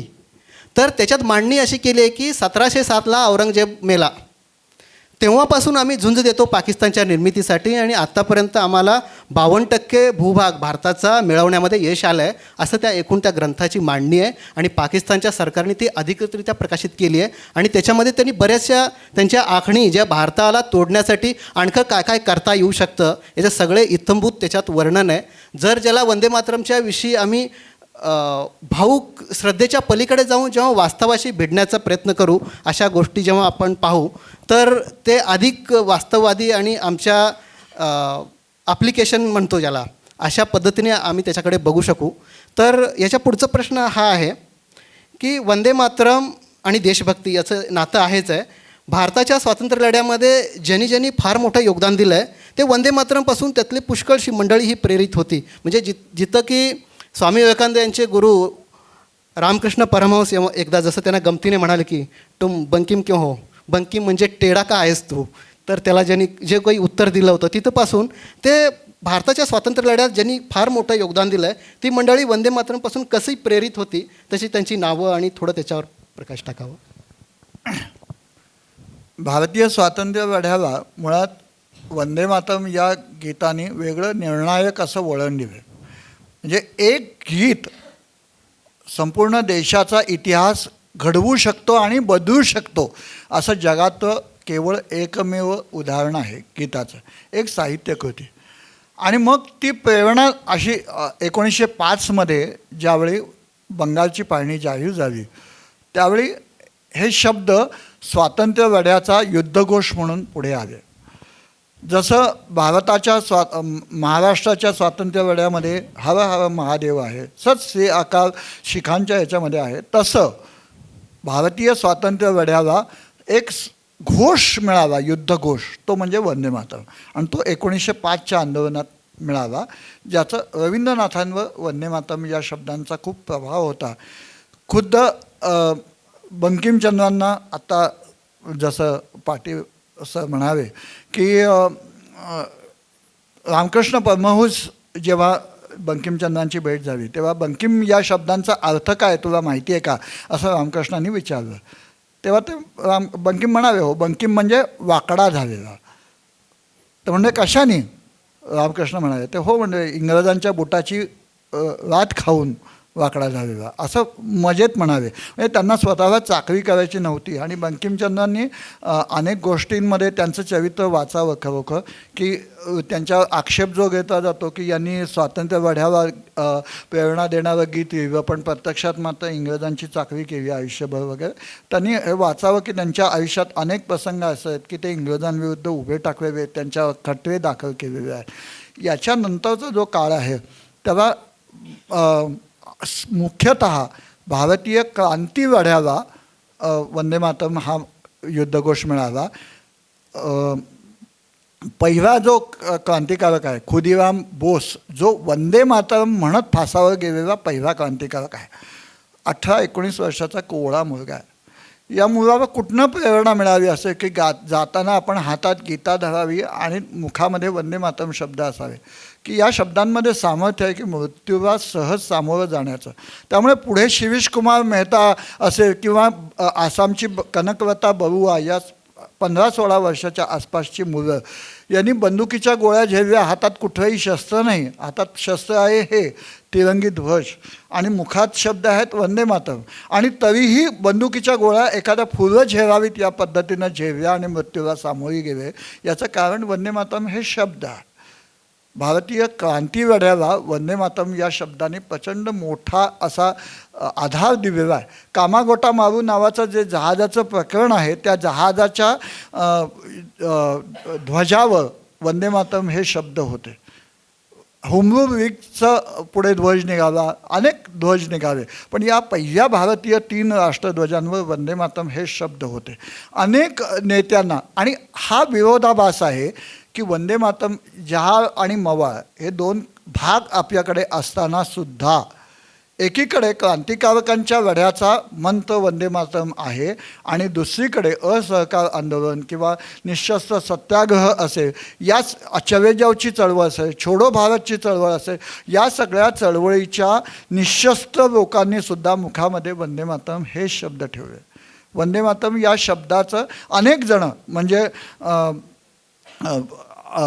अनेक क्रांतिकारकांनी सुद्धा आपल्या पत्रांचा भगतसिंगांनी आपल्या घरच्यांना पत्र लिहिताना पत्राचा उल्लेख वंदे मातरम या शब्दाने केलेला आहे. अनेक गांधीवादी नेते आचार्य काका कालेलकर पत्राचा शेवट वंदे मातरम या शब्दाने करत असत. वंदे मातरम या शब्दाचा प्रभाव निशस्त्र आणि सशस्त्र दोन्हीही बाजूंवर तेवढाच पडलेला आहे. त्यामुळे भारताची स्वातंत्र्य लढ्यातील प्रत्येक घटना वंदे मातरमशी जोडली जाते. अगदी आझाद हिंद सेनेचं सुद्धा जसं कदम कदम बढायजा हे होतं तसं वंदे मातरम हे सुद्धा त्यांचं मार्चिंग सॉन्ग होतं. याची खात्री मी स्वतः कॅप्टन लक्ष्मींना भेटून केलेली आहे. त्यांना ते गीत ऐकवलं आणि त्यांनी त्याच्याबरोबर ते म्हणतं वयाच्या 93व्या वर्षी त्या शेवटच्या काळात पूर्णपणे कम्युनिस्ट असताना पूर्ण वंदे मातरम त्या गायल्या आणि आम्ही ते मुद्दामून शूटिंग केलं आहे कारण लोक विश्वास ठेवणार नाहीत. हे जे या सगळा जो चळवळीचा आणि शेवटच्या चळवळीचा जो भाग आहे म्हणजे भारतीय स्वातंत्र्य लढ्याला आझाद हिंद सेनेने जो मोठा धक्का दिला, चवेजाव आंदोलनाने धक्का बसला पण त्यापेक्षा खरा धक्का बसला तो आझाद हिंद सेनेच्या आणि त्याच्या पुढे झालेल्या नाविक दलाच्या आणि नौदलाच्या अधिकाऱ्यांनी जो हे केला. जेव्हा आपल्या सैन्यामध्ये हिंदी सैनिकांनीच बंड केलं तेव्हा आता इथे राज्य करणं अवघड आहे हे त्यांच्या लक्षात आलं आणि तो नाविक दलाचा जो प्रचंड मोठा असा लढा मुंबईमध्ये तलवार या बोटीच्या बाहेर झाला आणि मुंबईमध्ये झाला, त्यात अनेक जण मारले गेले गोळीबारामध्ये. त्या लढ्याचाही मंत्र वंदे मातरम हाच होता. भारतीय स्वातंत्र्य लढ्याच्या शेवटच्या स्वातंत्र्य मिळेपर्यंत वंदे मातरम हे शब्द स्वातंत्र्य लढ्यात अग्रक्रमी राहिलेले आहेत. आणि दुसरं म्हणजे आनंदमठ या कादंबरीत वंदे मातरम आलं. ही आनंदमठ कादंबरीसुद्धा अनेक जणांना मार्गदर्शक वाटली आहे. अरुवी सीतारामराजू नावाचा क्रांतिकारक जो वयाच्या 23-24व्या वर्षी हुतात्मा झाला, तो संन्यासी झाला होता. आनंदमठवरनं त्यांनी प्रेरणा घेतली होती आणि त्याच पद्धतीनं त्यांनी आनंदमठ पद्धतीनं त्यांनी लढा उभा केला होता. त्याच्या मुखात सुद्धा गोळ्या जेव्हा त्याला झाडाला बांधून गोळ्या घातल्या त्यावेळी त्याच्या मुखामध्ये वंदे मातरम हे शब्द होते. असे अनेक अनामिक क्रांतिकारकसुद्धा आहेत की ज्यांनी वंदे मातरम आनंदमठवरनं प्रेरणा घेतली. खुद्द भगतसिंगांनी आनंदमठ वाचलेलं होतं असं म्हणतात. यांनी विवेकानंदांनी आनंदमठ वाचलं असावं असं अनेक विवेकानंदांच्या अभ्यासकांचं म्हणणं आहे. त्याला पुरावा मिळाला नाही म्हणून छातीटोकपणे सांगू शकत नाही. खुद्द स्वामीजींनी कुठे लिहून ठेवलं नाही, पण स्वामीजींचे अनेक विचार हे आनंदमठच्या जवळ जाणारे आहेत. आणि रामकृष्ण परमहंसांनी विवेकानंदांना अनेक वेळा बंकिमचंद्रांकडे पाठवलेलं आहे मुद्दामून बोलण्यासाठी, असं आहे, लिखित स्वरूपात आहे. खरं आहे, स्वामी विवेकानंदांचं आज जेवढं साहित्य उपलब्ध आहे त्यातलं 99% साहित्य हे त्यांनी लिहिलेलं नाही आहे. तर ते भाषणं देत होते. जे गुडविन जे शॉर्ट हँड रायटर आहेत ते लिहून काढत होते. त्यामुळे नंतर म्हणजे ते शिकागोच्या सर्वधर्म परिषदेनंतर जगप्रसिद्ध झाले तेव्हापासूनचीच त्यांची भाषणं जी संकलित झाली तेच साहित्य म्हणून उपलब्ध आहेत. अर्थातच स्वामी विवेकानंद जिवंत असतानाच ते प्रकाशित झालेले असल्यामुळे ते ऑथेंटिक आहेत. स्वामीजींनी 2च पुस्तकं लिहिली जी स्वतः, एक संगीतशास्त्रावरती आणि दुसरं राजयोग हे पुस्तक. हे 2 त्यांनी स्वतः लिहिलेली पुस्तकं आहेत. एखाद्या महापुरुषाचं महात्म्य किंवा मोठेपण वर्णन करताना लोक असं म्हणतात की तो महापुरुष असताना त्याचं महत्त्व कदाचित ध्यानात येत नाही. एखाद्या महापुरुषाची काळावरती जेवढ्या लांबवर सावली पडलेली आहे त्यावरून त्या महापुरुषाचं मोठेपण आणि महात्म्य हे समजलं जातं. तसं जगातलं हे कदाचित पहिलीच घटना असेल की एखादं गीत आहे आणि त्या गीताची 150वी जयंती साजरी होते आणि देशभरात होते, संसदेमध्ये त्याच्यावरती चर्चा झडते आहे. हे देखील या गीताचं वैशिष्ट्य आहे. तर ह्या सगळ्या पार्श्वभूमीवरती असं म्हणता येऊ शकतं का भारताचं भविष्य अर्थात वंदे मातरमचं भविष्य किंवा वंदे मातरमचं भविष्य अर्थात भारताचं भविष्य, या अनुषंगाने काय संदेश या समारोपाच्या प्रसंगी आपल्याला देता येईल? वंदे मातरम या शब्दाचा अर्थ माते तुला वंदन असो, आणि ते आपल्या वैदिक काळापासून जननी जन्मभूमीश स्वर्गादपि गरीयसी यासारखे, किंवा ज्याला वैदिक भारताचं पहिलं राष्ट्रगीत मानलं जातं प्राचीन भारताचं, ते म्हणजे अथर्व वेदातील द्वादश मंडलातील 63 सूक्त, पृथ्वी सूक्त या नावाने ओळखली जातात. त्याला पंडित श्रीपाद दामोदर सातवळेकर भारताचं आद्य राष्ट्रगीत म्हणतात.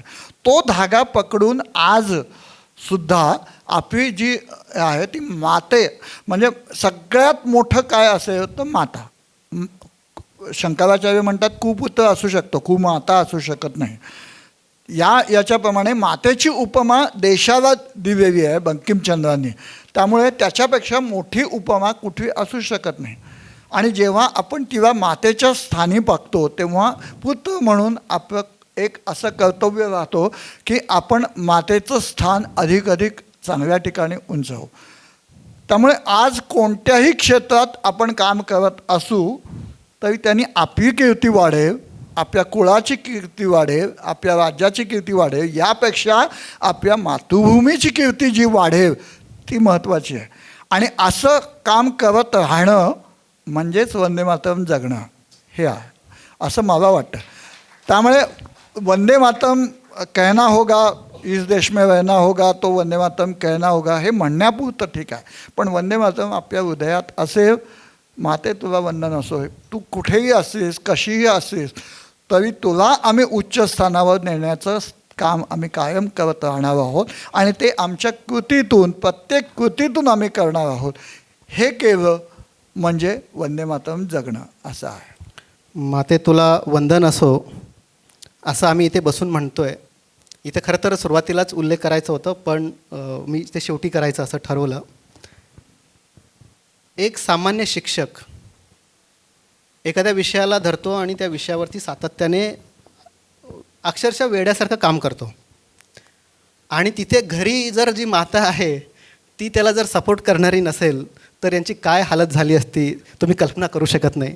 इथे शिल्पाताई आहेत, त्या फक्त म्हणजे मातेच्या भूमिकेत आहेतच, पण त्या मिलिंदजींच्या एवढ्याच काकणभर जास्त मोठ्या विद्वान आहेत. आणि त्यांनी आत्तापर्यंत अनेक अधिक कोश निर्मितीच्या कामामध्ये देखील त्यांचं योगदान राहिलेलं आहे.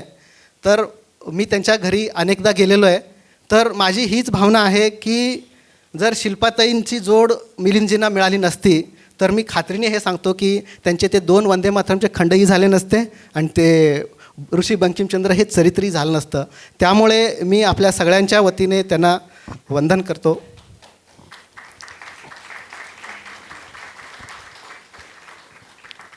आणि वंदे मातरम हे फक्त गीत नाही आहे, तर ती भावना आहे, ते एक मंत्र आहे. त्याला महामंत्राचं रूप आलं कारण आत्ता आपण जे मिलिंदजींच्या तोंडून ऐकलो. खरं तर हा खूप व्यापक विषय आहे, त्याच्यावरती एखाद्या तासामध्ये ह्या सगळ्याच पैलूंना आपण स्पर्श करू असं होऊ शकणार नाही. तर ह्या निमित्ताने आपण मला इथे प्रिसिजननी संधी दिली की त्यांच्याशी संवाद करण्याची मी स्वतःला कृतकृत्य समजतो. आणि आजच्या या संवादाच्या कार्यक्रमाला हा कार्यक्रम इथे समाप्त झाला आहे असं मी म्हणतो. पुढची सूत्र.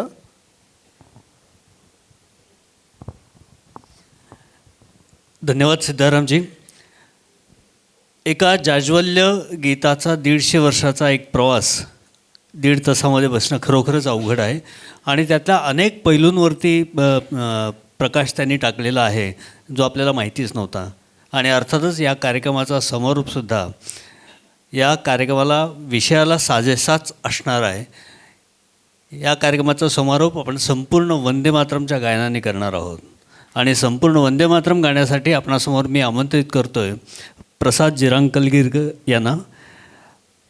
वंदे मातरम सुरू करण्यापूर्वी मी मिलिंदजींना विनंती करेन की आपण त्यांचा सन्मान करावा. या प्रसादजी.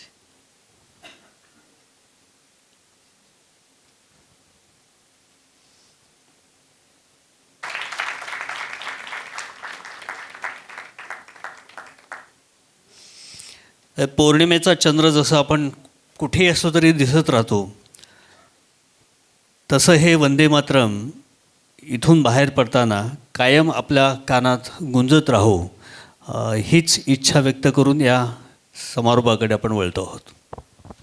वंदे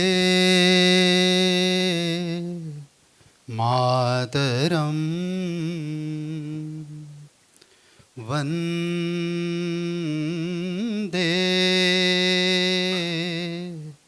मातरम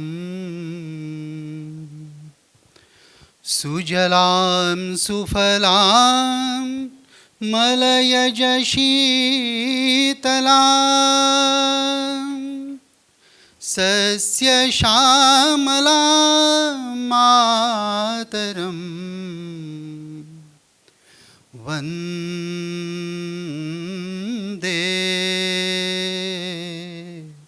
मातरम्. शुभ्रज्योत्स्ना पुलकितयामिनी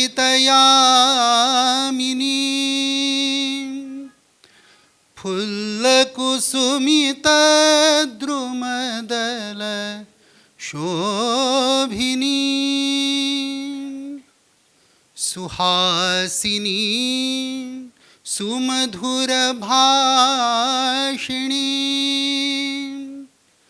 सुखदां वरदां मातरं मातरं वन्दे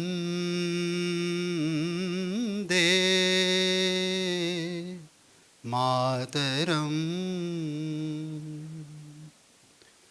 कोटिकोटिकण्ठ कलकलनिनाद कराले कोटिकोटिभुजैर्धृत खरकरवाले अबला के नो तो बोले बहुबलधारिणी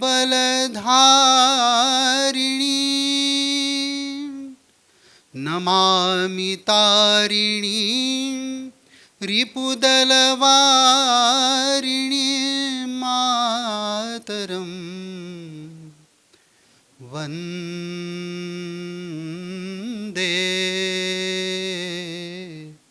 मातरम.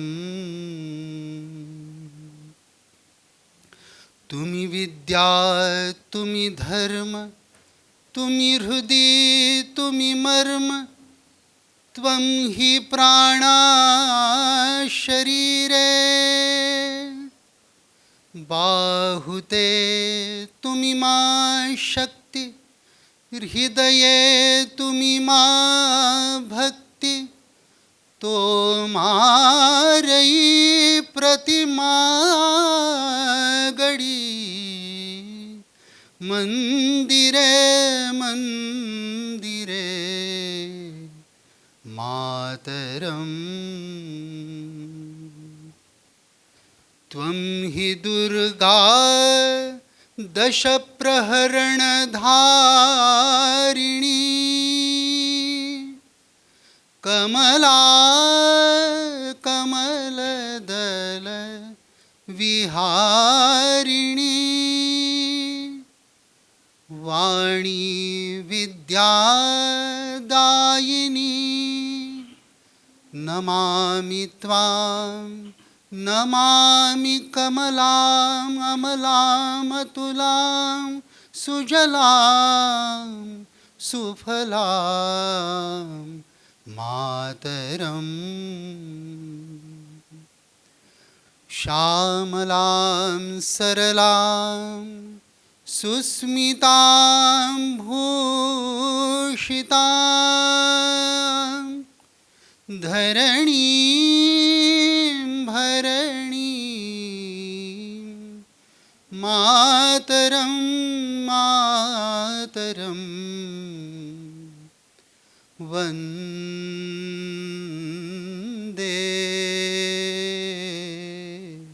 मातरं. वन्दे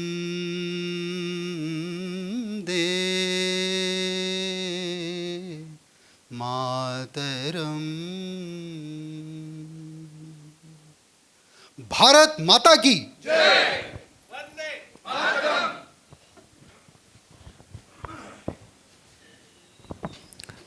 धन्यवाद. पुढचा प्रिसिजन वाचन अभियान कार्यक्रम असेल 3 जानेवारी 2026.